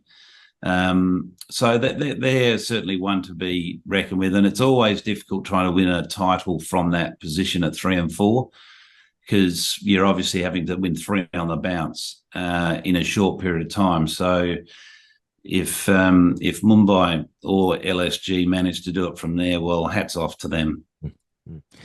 Tom Moody, thanks so much for joining us, mate. Echoing what you say, especially about Rinku Singh. Can't believe some of the stuff he's done, particularly against GT that time. Would have been anything that he couldn't get that done. But anyway, Tom Moody, thanks so much. Absolute pleasure, guys. Oh, unbelievable chat from Tom Moody there. Cannot believe what he fucking said there. Oh, all the stuff at the end as well, just off air, stuff about, unbelievable. Okay, let's talk about the ICC distributions. Which we briefly touched on last week, but it has been a matter for some discussion across the world, with Mike Atherton writing a piece in the Times, Gideon Haigh writing a piece for the Australian, calling it a murder-suicide pact. It's one for great consideration, I suppose, but I've not seen many people talk about it in a positive sense, like, oh, this is actually good. This is good for the game. This is, of course, in relation to India earning 38.5% of all revenues of the projected $600 million US revenues that the ICC will create in the next couple of years. The next closest is England and Australia with about 6-ish% each. The associate nations make about $11 million in total. That's out of 600 million. And the full test playing nations make about 89 million. 89%. Is that right? Yeah, I think that's right. Anyway, so it doesn't seem great, but Gideon Haigh wrote an interesting article, from an Australian perspective, and it speaks to the nature of the fast pace of which cricket is changing, and it doesn't feel like it's good news if you used to like cricket. Yeah, I think it's been a lot of takes on it, and I'll be curious with listeners, as to whether like the like administrative side of cricket and the funding side of cricket is of any interest, or if it like still exists in some kind of abstract sphere, and if it is just being spoken about by people who kind of cover it every day, but it's not on field, and it doesn't really matter. But Gideon, it feels to me like a lot of UK journalists are kicking off now. They're starting to kick off about the creep of the IPL and its associated franchise cricket into the game, how it's taking away from Test cricket and stuff. I note articles, there's a lot of articles kind of comparing county cricket with T20 cricket, for example, or long form cricket with T20 cricket. Barney obviously made that, and I said this to Phil, but made that point about cricket needing to learn to live with itself, trying to retrofit itself into being modern when it's not. I really liked Gideon's piece this week about it because he addressed things beyond that.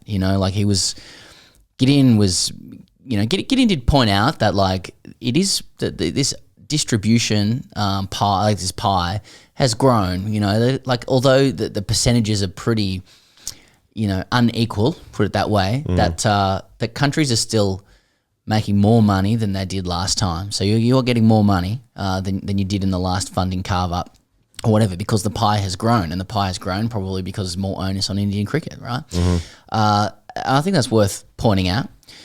He also points out, though, that, when you adjust it for inflation and shit like that, it's not really much more. Right. And then he also makes this point that, like, there's this kind of presumption or premise that, like, well, India makes this money, and so it is entitled to this money. And he questions it, which I think is clever and intelligent. He says, well, it's not just India. What does he actually say? I've got it here. Or do I? He's like, everyone has contributed to that money. India needs somebody to play against. Yeah. It's full of all of the tournaments that everybody's taken part in, that cricket has grown as a collective, that everybody plays all of these games. It's not just India that makes the money. To think that it's done it in and of itself with no one else helping is I'm not going to put words into his mouth, but it's kind of it's facile, and myopic. So he makes a really good point on that front. And then he actually goes on to say, like, but who's going to change this? Who's going to actually stand up to this? He goes, the ICC is not going to do it. International cricketers are not going to do it. He doesn't sledge them for it necessarily either. India's players aren't going to do it. And he says it's going to be up to fans, to actually push back against this. I don't actually know how that happens. It's a great question that you pose, whether the man on the street, even the ticket-paying customer that goes to a cricket match, if they really care about this. And it's like, it seems like one of those things that you don't care about, because to understand it, you probably need a few levels of understanding of general financial operations of the ICC. But you'll start caring about it when things get taken away from you that you used to like. Like for instance, a lot of people like Test cricket, but way more people like T20 cricket. Or I find it interesting, just like the Ashes is being fit in to the window that it is between the 100 and the IPL. Now, the reason that the Ashes will finish earlier than it ever has before, that is the first day of August. August 1 is day 5 of the Oval Test match, the 5th Test match, because the 100 has to start in August because they want more people to go to those games and more people to watch them on TV. So that's interesting in and of itself, in that, like, Test cricket, we can, like, English journalists and fans will say, like, no, that's the most important thing. Yet the Ashes has been crammed into a very tight window for the acceleration of their white ball tournament, which must succeed for the health of their game. So that's interesting. I often think as well, mate, like, well, they call it health, like those who make those decisions, financial health. Financial health. Although those who are newly in charge of the ECB trying to wind back the 100. So yeah. I've thought about the last little while, like, for how much longer can the test matches be the most important part of the Australian summer, longer term? I mean, especially when, like, no one else plays Test cricket really, except for England and India. Now, like, if you get these off summers, like this one coming up for Australia, like last one, it's like, well, is that more important, or is the Big Bash expanding and having the best players playing that? What's an on summer now? Yeah, for the Australian team. Like we talked last week about a couple of schedule changes and stuff like that, and then just after we published the show, as is always the way, and it'll probably happen today as well. But there was more news, and Cummins came out, and said that, like, he was, though he liked the summer in its current form, that he was kind of, he understood that there may be drivers for change, around that, and they were talking specifically about Boxing Day and New Year's Test, which is, it's kind of unthinkable that they're not, held where they're currently held. There's a tradition established around it and all that kind of thing. And it was interpreted, I think Cummins' comments were interpreted as, being open for those games to be played at other venues, and sold to other venues and whatever. But I kind of interpreted it more as, like, just me being more broadly open to the structure of the summer changing. You know what I mean? Just generally changing. Yeah. Because it really does feel like the game is increasingly commercially organised around white ball cricket. Yeah. That's before you even get to the kind of diminishing role of international cricket and the growing role of franchise cricket. And if that is the vision, or the power drivers via the IPL and those franchise owners, and it's green lit by the BCCI, it's like a freight train. It's very difficult to see how other countries or bodies or entities push back against it. You know, and I think Gideon was getting at that in the piece. Yeah. And when it's up to fans to do it, you know, that does leave you with a sense that we've been let down, you know, let down somewhat. Because ultimately, when you listen, we read a lot of these UK journos, it kind of sounds more like pushy than it needs to be. It's just guys who are from the UK. Yeah.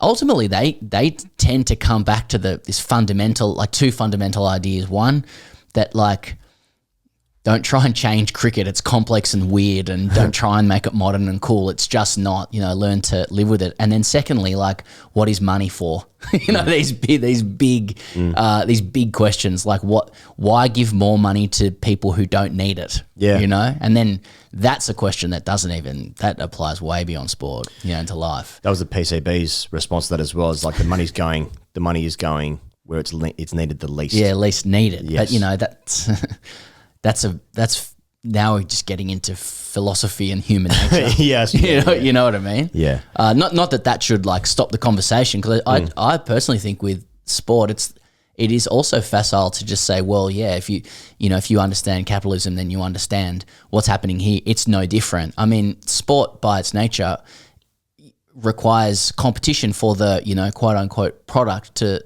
thrive. And competition requires some measure of equality. And Gideon also points, so equality is wrapped up in the success of sport.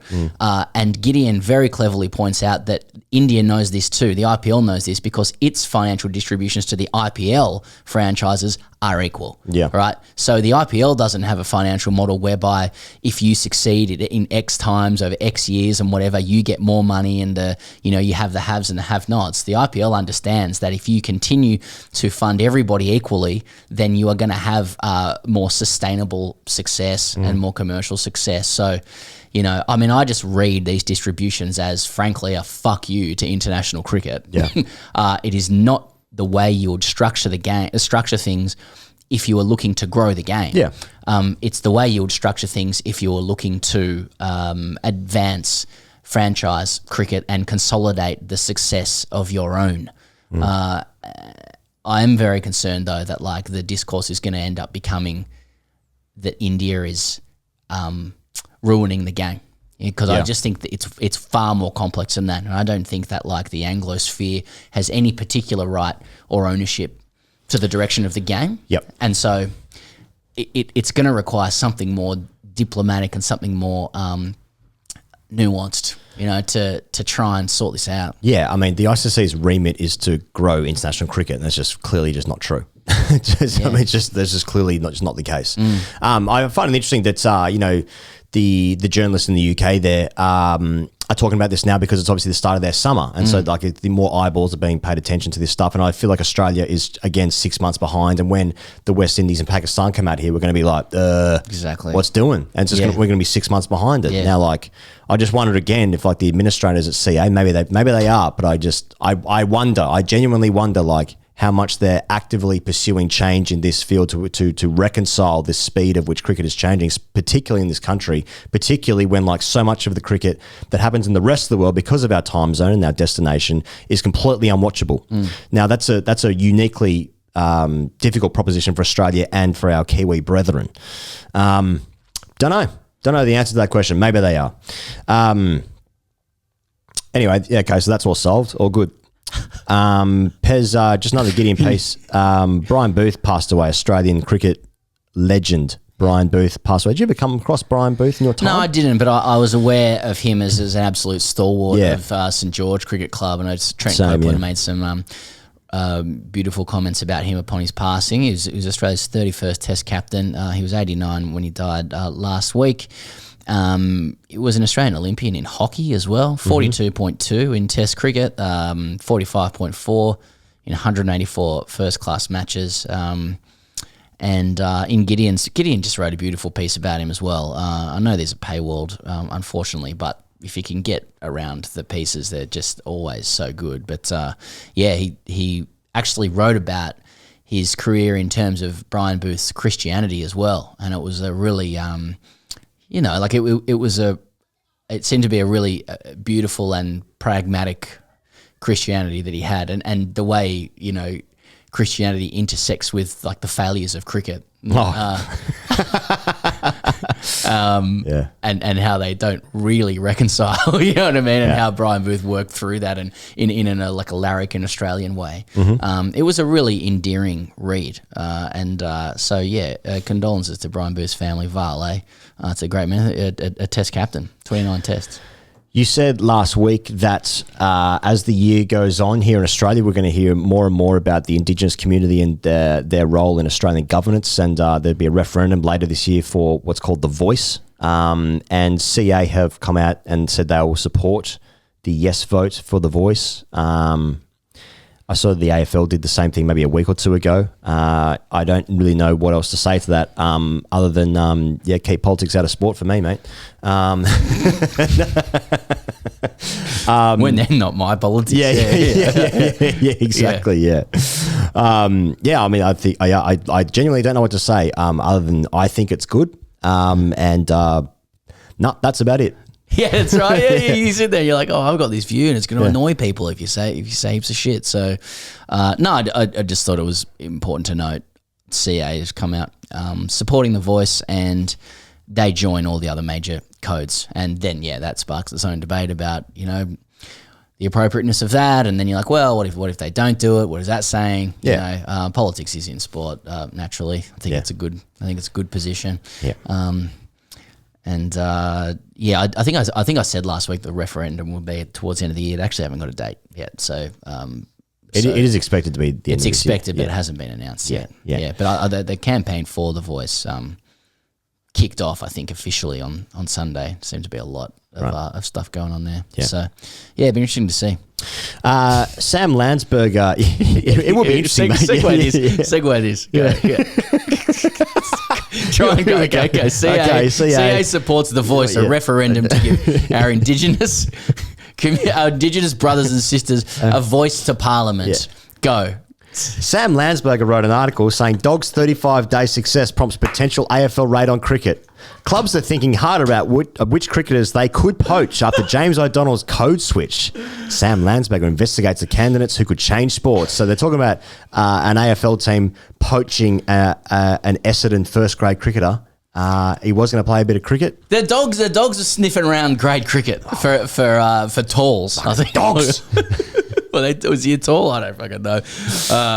I just thought look. Sometimes when we're putting these agendas together, you go into the various news websites, click into the cricket section, and first thing I saw in cricket under the Australian was a picture of Luke Beveridge, you know, from Western Bulldogs. I'm like, fuck me. Yeah. Is there anything these guys can't get their hooks into? Yeah. And Sam Landsberg is just saying, listen, you know, the way it's been framed is that this guy James O'Donnell is playing district cricket for Essendon. So he's probably opening the bowling there in ones or something. Let us know, Essendon. But home to Clint Mackay, Essendon. Right. Okay. And just had to say that. Right.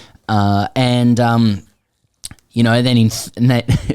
that the dogs have seen him. Yeah. And they've just plucked him like you would, that claw that comes down in the games you play where you're trying to get a toy. Yeah. You know what I mean? There's James O'Donnell. Yeah. You've picked him up. Stuffed elephant. Yeah, stuffed elephant. They've missed that. They've got James O'Donnell, plucked him up by the neck, dropped him, and gone, go and play some footy now. Mate, how good was he in the warm-up? Honestly, if it's just warming up for Essendon with a Sharon, obviously. They all do. That's what you do. And, mate, how good was his touch? That's a 35-day success. So I'm just trying to 35 days ago, you're looking at the final few rounds of grade cricket. Yeah. So someone from the Dogs has come along and seen him just bowling, like, you know what, and 35 days later is in the AFL. Yeah. Just playing AFL footy. Like, he's never touched a ball. That is a fucking wet dream. Yeah. Oh, and then, so the article goes into, like, other cricketers who could make it in footy, Will Sutherland, Zach Evans, all these guys are just athletes. Yeah, yeah. And, it's like the AFL are just, like, absolutely, like, scorching the earth, like, literally the whole of planet Earth. Yep. And they're just going, you know what, grade cricket is the greatest, it's just the greatest stomping ground. It's the purest mine. Where are the biggest athletes and the biggest weapons? I know where the biggest weapons are. Yeah. Sydney Twos. Can you imagine? Where's Mudguts? Can you imagine playing a sport that you really wanted to play? Oh, mate. I mean, that is the pinnacle for the Australian cricket team. Like, you look at the Victorian cricket team is gutted that they're going to grade cricket. Unbelievable. Because they're just going like, fuck me, like any danger, I get I'll picked up. play some VFL first. That's right. The Australian team as well. I can play. I keep fit. Yeah. No, I just, like, It's like that they look at grade cricket like, that's a breeding ground. That's the nursery, for AFL. Blokes with, like discarded, McDonald's, like Big Mac rings, like in the corner of their car and the fucking syrup of an orange Gatorade, Is that a chocolate milk? It's 9 a.m. Yeah. Oh, he could play. That's right. Jimmy, come and run at the dogs. You want to run? Never wants to have a look at you. That's right. They can do those clips where they call the parents and the you're sitting there with your Essendon tracksuit on. You're like Shirley, it's Luke from the Western Bulldogs. Oh hi, we love the dogs. You know what I mean? It's like James is going to play with us now. Parents start what? Parents start talking to the kid. We've been telling you not to play grade cricket for years. You fucking ripper. Those fucking soldiers coming home for me. I'm just tears down my face. Yeah. Just looking out of my phone. Fuck. His dad came back for that pack of cigarettes he went for a couple of years ago. That's right. All right. Give me hashtag AskTGC. Let's wrap it up. Okay. Hashtag AskTGC. This is from Brendan. And he says, so it's the first Saturday off after another challenging season. Our suburban D-grade band of brothers gave it everything and we believed in ourselves all the way. But in hindsight, to anyone outside our tight-knit brethren of clubby nuffs, we were clearly too shit, forging our inevitable relegation into Adelaide's premier Section 10 competition next season. Section 10 competition. Was it blind faith in our ability that made us think we were good? Nah, it clearly was just a few unlucky patches here or there. Yeah. Like our weekly top order collapse. Our mid-on tripod. Lucky him. Running under as an absolute soda flew over his head, dropping the Oppo's number 3, who went on to a match-winning 50-knot. It could have been our vice-captain, the Squid, and his sojourn back to India, in which he did not attend one game of international cricket, only to bowl 12 wides in a 3-over spell upon his return for the last game of the season. Or maybe it was our reliance on life member and 05 flag-winning former A-grade and now D-grade number 7, who I suspect has a no-training sunset agreement with the Prez. But good on Blower, taking out the bowling at batting trophies, he's a fucking gun anyway. I mean, had a few things gone our way, we could have put ourselves in a position to nervously wait on the results of other teams above us to have a chance at missing the finals. That would be a pass by our standards. Reflecting on these trivial moments in the season that was, it seemed appropriate to get drunk alone on a Friday night. It's a bit like my usual pre-match preparation, except this time I wasn't frantically YouTubing Crick Coach 11 videos for quick fix solutions to my batting problems until blacking out, or culminating in my fiance checking on my inebriated, unconscious carcass on the couch at 2 a.m. and saying, "Shouldn't you come to bed? You've got cricket tomorrow." That night, as I tossed and turned, unsure what tomorrow would bring, I woke in fright as a single beam of sunshine shone through the only crack in our bedroom curtains, stinging my eyes with a laser-like focus, as the first cricketless Saturday in 4.5 months dawned on me at 11:30 a.m. But all that went away when I noticed our bedsheets tented by my massive morning rager. It seemed only fitting to offer the missus a chop, to which she lovingly obliged, probably while wondering who this strange man in her bed on a Saturday morning was. After smashing one through the covers, wink wink, we broke for a post-coitus coffee break. Then she shuffled off scantily clad and began to prepare breakfast and said, "Come out when you're ready, babe." We sat out on the patio and ate what was a feast like those made legendary by the caterers at Lord's. She made the Marnus special, toasted cheese sangers, chilled nicely so the Gruyere had no run. No runner. Out the sides. I perused the newspaper, then took to social media and openly dismissed the opinions of cricket journos who are far more informed than I, and began planning my day. Gardening, oil painting, binge-watching Rick Stein's Seafood Odyssey, have a flutter on Rose Hill without having to stash my phone under the cone at Fine Leg. The possibilities were endless. My beautiful wife-to-be, who'd robed up by now as we sat in our courtyard just in the eyeline of our neighbour Strange Carl's one-way glass windows, looking on from his 2-story middle-aged bachelor's pad, began to clear the table and revealed she'd booked a late lunch at a local craft brewery with some good friends who we haven't seen in a while, that had just got back from canoeing in the Maldives. As she went back inside in a moment of solitude, I thought, fuck, I miss cricket. So my question is, could I benefit from playing in a winter comp? Thanks, TGC. Keep up the great work. Brandon, that's wonderful prose. And I think you seem too self-aware to do yourself the disservice of playing winter cricket. You drove past there, like I've not seen it here in Melbourne, Pez, but just going past like Moore Park on a Sunday morning in the wintertime, and there's blokes playing on AstroTurf. Yes. And it just looks fucking cold and grim. There looks nothing exciting about it. I've never heard anyone talk about the successes of a winter comp.